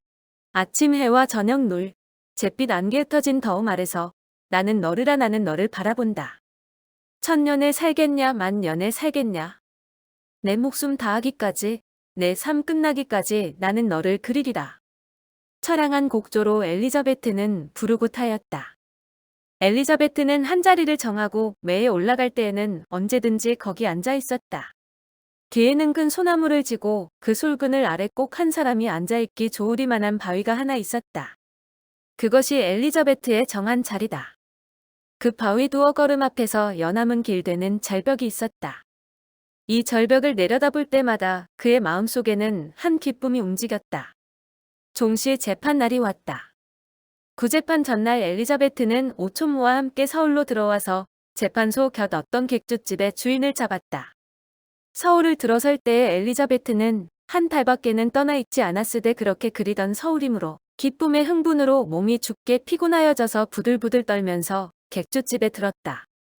해숙이나 만나지 않을까, 이완씨나 만나지 않을까, S 혹은 부인이나 혹은 남작이나 만나지 않을까. 그는 반가움과 무서움과 바람으로 머리를 푹 숙이고 곁눈질을 하면서 아주머니와 함께 거리들을 지나갔다. 할 수 있는 대로는 좁은 길로. 그는 하룻밤 새도록 모기와 빈대와 흥분, 걱정들로 말미암아 잠도 잘 못 자고 이튿날 낯이 뚱뚱 부어서 제 시간에 재판소에 들어왔다. 아주머니는 방청석으로 보내고 자기 혼자 원고석에 와 앉을 때에는 엘리자베트는 자기도 어찌 되는지를 모르도록 마음이 뒤숭숭하였다. 염통은 1분 동안에 87번이나 뛰놀고 숨도 1분 사이에 20번 이상을 쉬게 되었다. 땀은 줄줄 귀와 꼴에 빗물 흐르듯 흘러서 짠물이 자꾸 눈과 입으로 들어온다. 서울 들어오느라고 새로 갈아입은 엘리자베트의 빈 사저고리와 바지허리는 땀으로 소낙비 맞은 것보다 더 적게 되었다. 3분쯤 뒤에 그는 마음을 좀 진정하여 장내를 둘러보았다. 방청석에는 아주머니 혼자 낯에 근심을 띠고 눈이 둥그레져 서 있었고 피구석에는 남작이 머리를 저편으로 돌리고 있었다. 남작을 볼 때에 그는 갑자기 죄송스러운 생각이 났다. 오죽 민망할까? 이런데 오는 것이 남작에게는 오죽 민망할까? 내가 잘못했지. 재판은 왜 일으켜? 남작은 나를 어찌 생각할까? 또 부인은 그는 이제라도 할 수만 있으면 재판을 그만두고 싶었다. 짐짓 자기가 남작에게 져주고 싶기까지 하였다. 그는 머리를 좀 더 돌이켰다. 거기는 남작의 대리인인 변호사가 엄연히 앉아 있었다. 만장을 무시하는 낯으로 자기 혼자만이 재판을 좌우할 능력이 있다는 낯으로 변호사는 빈 재판석을 둘러보고 있었다. 변호사를 볼 때에 엘리자베트는 남모르게 하는 절망의 소리를 내었다. 자기의 변론이 어찌 변호사에게 미칠까? 그의 머리에는 똑똑히 이 생각이 떠올랐다. 남작에 대한 미움이 마음속에 솟아나왔다. 자기를 끝까지 지으려고 변호사까지 세운 남작이 어찌 안이 꼽지를 않을까. 그는 외면한 남작을 흘겨보았다. 판사, 통변, 서기들이 임석하고 재판은 시작되었다. 규정의 순서가 며칠 지나간 뒤에 원고의 변론할 차례가 이르렀다. 규정대로 사는 곳과 이름들을 물은 뒤에 엘리자베트는 변론하여야 하게 되었다. 엘리자베트는 벌떡 일어서서 묻는 말에는 대답하였지만 변론은 나오지를 않았다. 재판소가 빙빙 도는 것 같고 낯에서는 불덩이가 나올 것 같았다. 그러다가 이래서는 안 되겠다. 용기를 내어야지. 생각할 때에 얼마의 용기는 회복되었다. 그는 끊었다 하면서 자기의 청구를 질서 없이 설명하였다. 더 할 말은 없냐? 엘리자베트의 말이 끝난 뒤에 주석 판사가 물었다. 없어요. 엘리자베트는 말이 하기 싫은 고로 겨우 중얼거리고 앉았다. 겨우 넘겼다. 엘리자베트는 앉으면서 괴로운 숨을 내어쉬면서 생각하였다. 피고의 변론할 차례가 되었다. 변호사는 일어서서 웅장한 큰 소리로 만장을 누르는 소리로 장내가 웅웅 울리는 소리로 말하기 시작하였다. 원고의 말은 모두 허황하다. 그 증거가 어디 있는가? 있으면 보고 싶다. 잉태하였다 하니 거짓말인지도 모르거니와 서로 잉태하였다 하여도 그것이 남작의 자식인 증거가 어디 있는가? 자기 자식이니까 떨어뜨리려고 병원에 데리고 갔다 원고는 말하지만 주인이 자기 집에 가정교사가 병원에 좀 데려다 달랄 때 데려다 줄 수가 없을까? 피고가 자기 일이 나타날까 접어서 원고를 내어 쫓았다. 원고는 말하지만은 다른 일로 내어보냈는지 어찌 아는가. 원고는 당시에는 학교에도 안 가고 가정교사의 의무도 다하지 않고 게다가 탈까지 났으니 누구가 이런 식객을 가만두기를 좋아할까? 어떻든 원고에게는 정신 이상이 있는 것을 잊어서는 안 된다. 엘리자베트는 변호사가 원고의 말은 허황하다 할 때에 마음이 뜨끔하였다. 남작의 자식인지 어찌 알까 할 때에 가슴에서 툭 하는 소리를 들었다. 병원 이야기가 나올 때에 머리가 어지러워지는 것을 깨달았다. 그 후에는 어찌 되는지 몰랐다. 청각은 가졌지만 듣지는 못하였다. 다만 둥둥하는 사람의 말소리가 한 백리 밖에서 나는 것 같이 들렸을 뿐이고 아무것도 의식지를 못하였다. 유도의 목 끼운 때와 같이 온몸이 양상스러워지는 것이 구름을 타고 하늘을 떠다니는 것 같았다. 그가 바로 의식 상태로 들기 비롯한 때는 판사가 더 할 말이 없느냐고 물을 때이다. 판사의 묻는 말을 똑똑히 알아듣지 못하고 또 말하기도 싫은 엘리자베트는 다만 네 하고 대답할 수밖에는 없었다. 그런 뒤에는 그의 눈앞에는 검은 물건이 왔다 갔다 움직움직하는 것만 보였다. 무엇인지는 똑똑히 알지 못하였다. 한참 있다가 판결은 났다. 원고의 주장은 하나도 증거가 없다. 그런 고로 원고의 청구는 기각한다. 이 말을 겨우 알아들은 엘리자베트는 가슴에서 두 번째 툭 하는 소리를 들었다. 그 뒤에는 정신이 아득하여지고 말았다. 몇 시간 동안을 혼미 상태로 지낸 후에 겨우 정신이 좀 드는 때는 그는 이상한 방 안에 앉아 있었다. 껌껌한 그 방은 사면 침척도 저밖에는 안 되었다. 뿐만 아니라 그 방은 들썩들썩 움직인다. 재미있구나. 그는 생각하였다. 그렇지만 이와 같은 한가한 생각이 그의 머리에 오랫동안 머물지를 못하였다. 높이새 7 길이 5치쯤 되는 조그만 구멍으로 자기 아주머니가 보일 때에 엘리자베트는 펄떡 정신을 차렸다. 그때야 그는 자기 있는 곳은 보교 아니고 벌써 아주머니의 집에 다 이르렀고 아까 판결받은 것이 생각났다. 보교는 놓였다. 엘리자베트는 우덕덕 보교에서 뛰어내리다가 꼬꾸라졌다. 발이 저린 것을 잊고 뛰어내리던 그는 엎드러질 수밖에는 없었다. 애구머니, 아주머니는 엘리자베트가 또다시 기절을 한 줄 알고 고함을 치며 뛰어왔다. 엘리자베트는 죽어라 하고 발이 저린 것을 참고 일어서서 뛰어 방 안에 들어와 꼬꾸라졌다. 그는 울음도 안 나오고 웃음도 안 나왔다. 다만 야단났구만, 야단났구만. 생각만 하였다. 그렇지만 어디가 야단나고 어떻게 야단났는지는 그는 몰랐다. 다만 어떤 큰 야단난 일이 어느 곳에 있기는 하였다. 오촌모가 들어와 흔드는 것도 그는 모른 체하고 다만 씩씩거리며 엎드려 있었다. 야단, 야단. 그의 눈에는 여러 가지 환상이 보인다. 네모난 사람, 개 우물거리는 모를 물건, 매보다 더 크게도 보이고 주먹만하게도 보이는 검은 어떤 물건, 아주머니 연필 이것이 모두 합하여 그에게는 야단으로 보였다. 오촌모가 펴준 자리에 누워서도 그는 이런 그림자들만 보면서 씩씩거리며 있었다. 10. 이튿날 아침 엘리자베트는 눈을 번쩍 뜨고 방 안을 둘러보았다. 아주머니는 방 안에 없었다. 부엌에서 덜컹거리는 고로 거기 있나 보다 그는 생각하였다. 전에는 그리 주의하여 보지 않았던 그 방 안의 경치에서 경인의 날카로운 눈으로 그는 새로운 맛있는 것을 여러 가지 보았다. 제일 눈에 띄는 것은 담벽 사면에 붙인 당지들이다.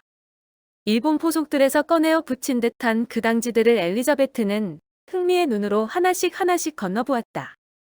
그 다음에 보인 것은 천장 석가래 틈에 친 거미줄들이다. 엘리자베트는 그 가운데 하나를 자세히 보았다. 그가 보고 있는 동안에 왱하니 날아오던 파리가 한 마리 그 줄에 걸렸다. 거미줄은 잠깐 흔들리다가 먹고 어디 있댔는지 보이지 않던 거미가 한 마리 빨리 나와서 파리를 발로 움킨다. 파리는 깃을 벌리고 도망하려 애를 쓰기 시작하였다. 거미줄은 대단히 떨렸다. 그렇지만 조금 뒤에 파리는 죽었는지 거미줄의 흔들림은 먹고 거미 혼자서 발발 파리를 두고 돌아다닌다. 엘리자베트는 바르륵 떨면서 머리를 돌이켰다. 저 파리의 경우와 내 경우가 어디가 다를까? 어디가? 엘리자베트가 움직할 때에 파리가 한 마리 웽 나타났다. 그 파리의 날기를 기다리고 있었던지 다른 파리들도 일제히 옥날았다가 도로 각각 제자리에 앉는다. 엘리자베트는 눈을 감았다. 상쾌한 졸음이 짜르륵 엘리자베트의 온몸에 돌았다. 엘리자베트는 승천하는 것 같은 쾌미를 누리고 있었다. 이때 오촌모가 샘문을 벌컥 열며 들어왔다. 엘리자베트는 눈을 번쩍 떴다. 오촌모는 들어와서 물에 젖은 손을 수건에 씻은 뒤에 엘리자베트의 머리 곁에 와 앉았다. 좀 나은 것 같으냐? 무언 낫지 않아요. 어디가 아파? 어젯밤 새도록 헛소리를 하더니. 헛소리까지 했어요? 엘리자베트는 낯에 적적한 웃음을 띠고 묻는 대답을 하였다. 그런데 어디가 아픈지는 일정하게 아픈 데가 없어요. 손목 발목이 저리저리 타는 것이 온몸이 다 쏘아요. 꼭 천몸할 때. 왜 그런고? 왜 그런지요? 잠깐의 침묵이 생겼다. 좀 후에 엘리자베트는 작은 소리로 날카로운 부르짖음을 내었다. 낯에는 무한 괴로움이 나타났다. 왜 그러냐? 오촌모는 놀라서 물었다. 봤다는 안 되어요. 엘리자베트는 억지로 웃으면서 말했다. 그럼 보지 않을 것이니 왜 그러냐? 묻지도 말고요. 묻지도 않을 것이니 왜 그래? 그럼 안 묻는 거인가요? 그럼 그만두자. 그런데 미음 안 먹겠냐? 좀 이따 먹지요. 엘리자베트는 괴로운 낯을 하고 팔과 다리를 꼬면서 앓는 소리를 내고 있다가 참다 못하여 억지로 말했다. 아주머니 요강 좀 집어주세요. 오촌모는 근심스러운 낯으로 물끄러미 엘리자베트를 들여다보다가 말없이 요강을 집어주었다. 엘리자베트는 요강을 타고 앉았다. 나올 듯 하면서도 나오지 않는 오줌은 그에게 큰 아픔을 주었다. 한 10분 동안이나 낯을 무한 찡글고 있다가 내어놓을 때는 그 요강은 피 오줌으로 가득 찼다. 피가 났구나. 오촌모는 놀란 소리로 물었다. 네? 떨어지려는 것이로구나. 그런가 봐요. 말은 끊어졌다. 엘리자베트의 마음은 무한 설렁거렸다. 그 가운데는 저품과 반가움이 섞여 있었다. 깨를 어떻게 먹으면 올라붙기는 한다더라만. 잠깐 후에 아주머니가 말을 시작했다. 그건 올라붙어 무엇해요. 엘리자베트는 낯을 찡글고 대답하였다. 그래도 낙태로 죽는 사람도 있너니라. 엘리자베트는 대답을 하려다가 말이 하기 싫은 고로 그만두었다. 말은 또 끊어졌다. 엘리자베트는 죽어도 좋아요라고 대답하려 하였다. 죽으면 뭘 한나. 그는 병적으로 날카롭게 된 머리로 생각하여 보았다. 내게 이제 무엇이 있을까? 행복이 있을까? 없다. 즐거움은 그것도 없다. 반가움은 물론 없지. 그럼 무엇이 있을까? 먹고 깨고 자는 것뿐. 그 뒤에는 죽음, 그밖에 무엇이 있을까? 아무것도 없다. 그것뿐으로도 살 가치가 있을까? 살 가치가 있을까? 어떨까? 없다. 그러면 나 같은 것은 죽는 편이 나을까? 물론. 그럼 자살? 자살. 그는 사지를 부들부들 떨었다. 모르겠다. 사라지는 대로 살아보자. 죽는 것도 무섭지 않고 사는 것도 싫지도 않고 이때에 오촌모가 말을 시작했다. 내가 가서 물어보고 올라. 그만두세요. 그는 우덕덕 놀라면서 무의식히 날카롭게 말하였다. 그래도 내 잠깐 다녀오지. 아주머니는 일어서서 밖으로 나갔다. 아주머니가 나간 뒤에 그는 또 생각하여 보았다. 내 근 20년생에는 어떠하였는가? 아필은 그만두고 지난 일로 근 20년 동안이나 살면서 남에게 사회에게 이익한 일을 하나라도 하였는가? 벗들에게 교과를 가르친 일이것뿐. 이것을 가히 사회에 이익한 일이라 부를 수가 있을까? 그는 입술을 부들부들 떨었다. 응, 하나 있다. 표본. 그는 괴로운 웃음을 씩 웃었다. 이후 사람을 경계할 만한 내 사적. 곧 표본. 표본 생활 20년. 그러니 이것도 내가 표본이 되려서 되었나? 되기 싫어서도 되었지. 헛되로 돌아간 20년, 쓸데없는 20년. 나를 모르고 산 20년. 남에게 깔리어 산 20년. 그동안에 번 것은 표본. 그동안에 한 일은 표본. 그는 피곤하여진 고로 눈을 감았다. 더움과 추움이 그를 쏘았다. 그는 추워서 사지를 보들보들 떨면서도 이마와 모든 틈에는 땀을 줄줄 흘리고 있었다. 아래는 수만큼 되는 추를 단 것 같이 대단히 무거웠다. 괴로움과 한참 싸우다가 오촌모의 돌아옴이 너무 더딘 고로 그는 그만 잠이 들었다. 자는 동안에 여러 가지 그림자가 그의 앞에서 움직였다. 네모난 사람이 어떤 모를 물건을 가지고 온다. 그 뒤에는 개가 따라온다. 방성 뒷산에서 매보다도 큰 어떤 검은 물건이 수없이 많이 흐늘흐늘 날아오다가 엘리자베트의 있는 방 앞에 와서는 주먹만 하게 되면서 그의 품속으로 뛰어들어온다. 하나씩 하나씩 다 들어온 다음에는 도로 하나씩 하나씩 흐늘흐늘 날아나가서 차차 커지며 매만하게 되어 도로상 가운데서 쓰러져 없어진다. 다 나갔다는 도로 들어오고 다 들어왔다는 도로 나가고 자꾸자꾸 순환되었다. 엘리자베트는 앓는 소리를 연발로 내며 이 그림자들을 보고 있었다.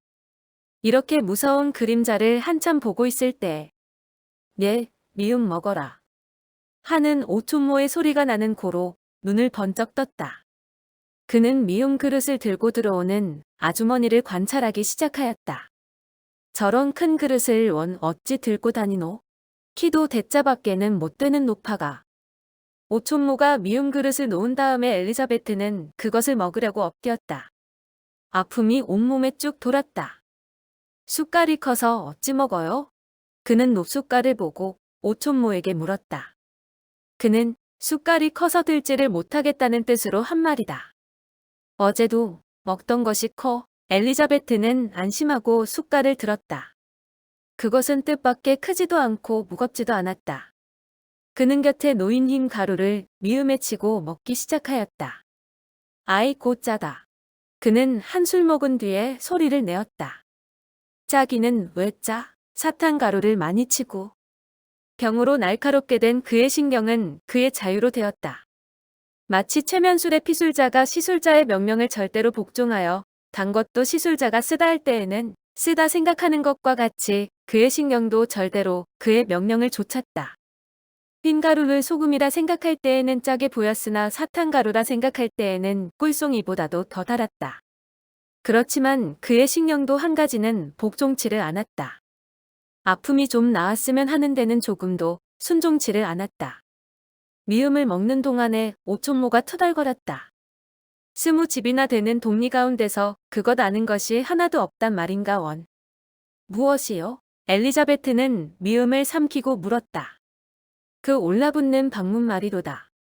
원 깨를 어쩐데든지. 엘리자베트는 성이 나서 대답을 안 하였다. 미음을 다 마신 다음에 돌아 누우려다가 그는 소리를 내고 그 자리에서 꼬꾸라졌다.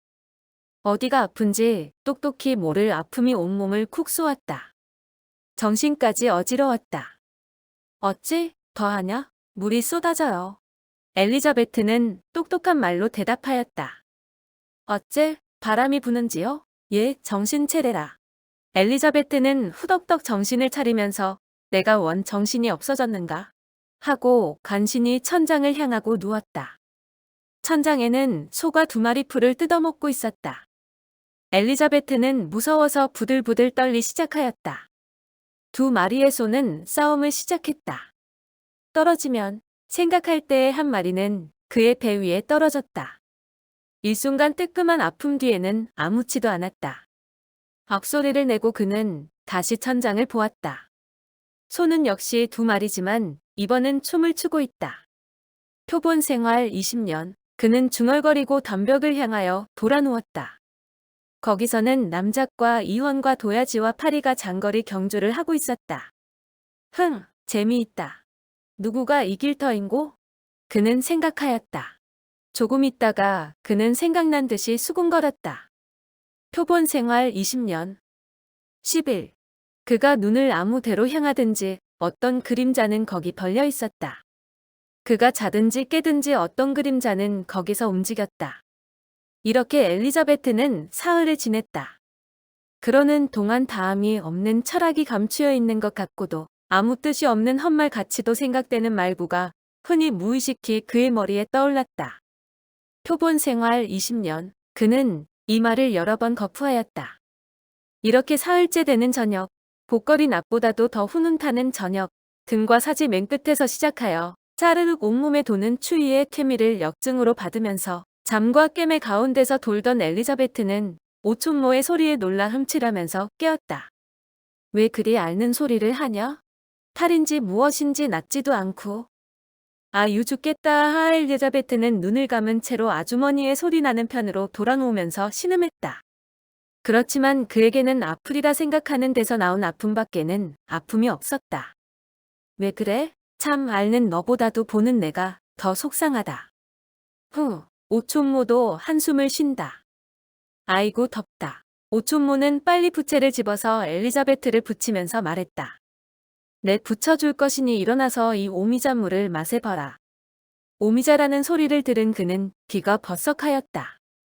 어렸을 때부터 오미자를 좋아하던 그는 이불 속에서 꼼질꼼질 먹을 준비를 시작하였다. 오늘은 그의 머리는 똑똑하여졌다. 그림자가 안 보였고 아픔도 덜어졌다. 오촌모는 자기도 한 숟갈 떠먹어 본 뒤에 권한다. 아이고 달다. 자 먹어 봐라. 엘리자베트는 눈을 뜨고 엎드려서 오미자물을 마셨다. 새큼하고 단 가운데도 말할 수 없는 아름다운 내음새를 가진 오미자물은 병인인 엘리자베트에게 위에 없는 힘을 주었다. 그는 단숨에 한 사발이나 되는 물을 다 마셔버렸고 도로 누웠다. 맛있지? 네. 그런데 어떠냐, 호프기는? 엘리자베트는 다만씩 웃었다. 다 큰 것이 드러누워서 다 늙은 아주머니를 속상케 함에 대한 미안과 크다만 것이 을긋 아든 부끄러움이 합하여 낳은 웃음을 그는 다만 감추지 않고 정직하게 웃은 것이다. 오늘은 정신 좀 들었냐? 며칠 동안 별한 소릴, 어더런 소릴 하던지? 무얼 표본 생울 20년이라던지? 표본 생활 20년. 엘리자베트는 생각난 듯이 무의식히 소리를 내었다. 응, 그 소리, 그 소리. 오촌모도 생각난 듯이 짓거렸다. 아이 덥다. 엘리자베트는 이불을 차던지고 고함을 쳤다. 응, 붙여주지. 어느덧 부채질을 멈추었던 오촌모는 다시 붙이기 시작했다.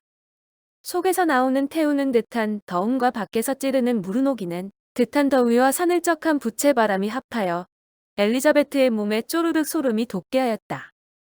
소름 돋을 때와 부채의 시원한 바람의 케미는 그에게 졸음이 오게 하였다. 그는 구름 타고 하늘에 올라가는 마스로잠과 깨매 가운데서 떠돌고 있었다. 몇 시간 지났는지 몰랐다. 무르녹이기만 하던 날은 소낙비로 부어내린다.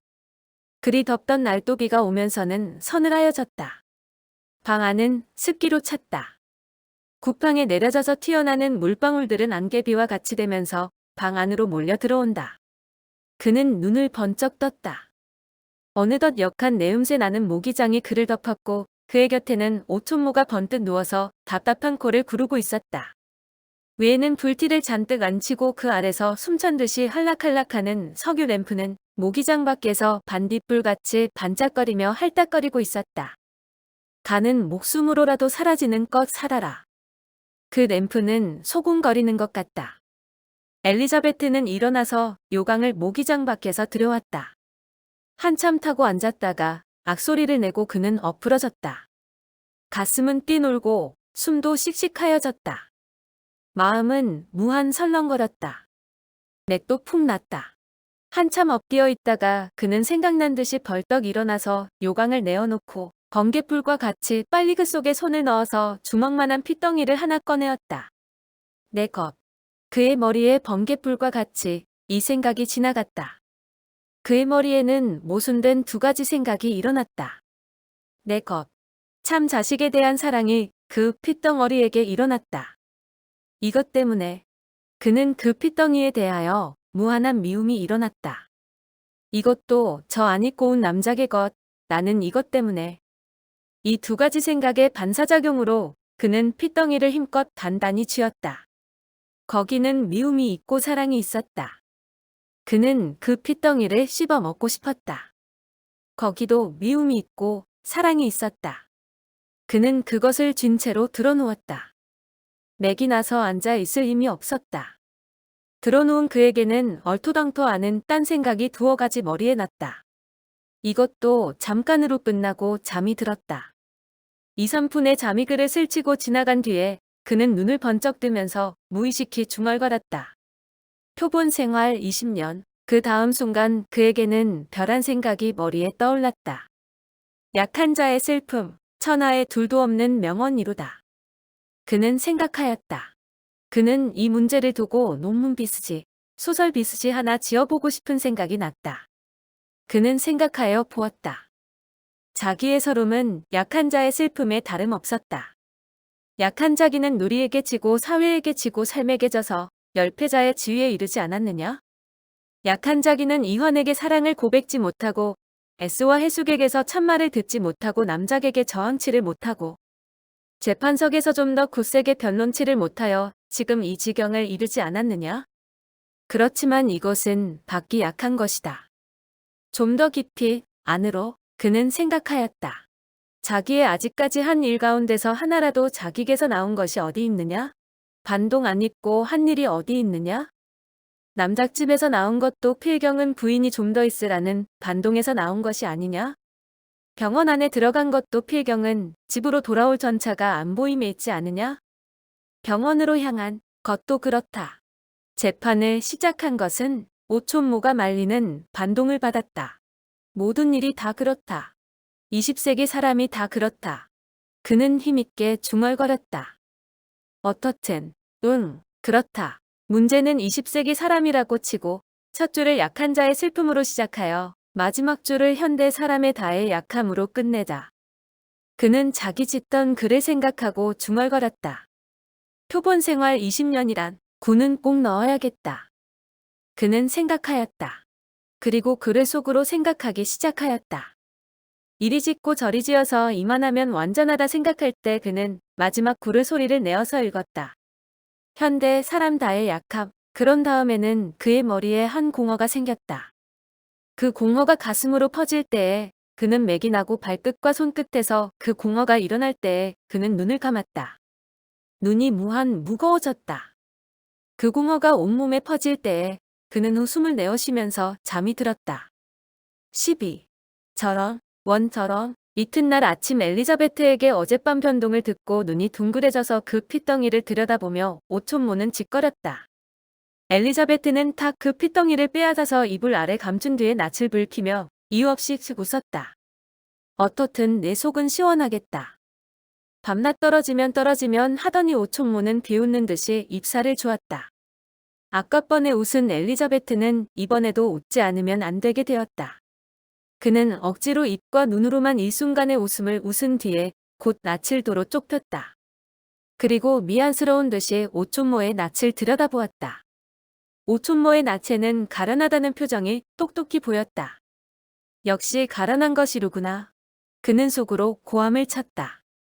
그것도 내 것이 아니냐. 어머니가 자식에게 가지는 육친의 정다움이 엘리자베트의 마음에 일어났다.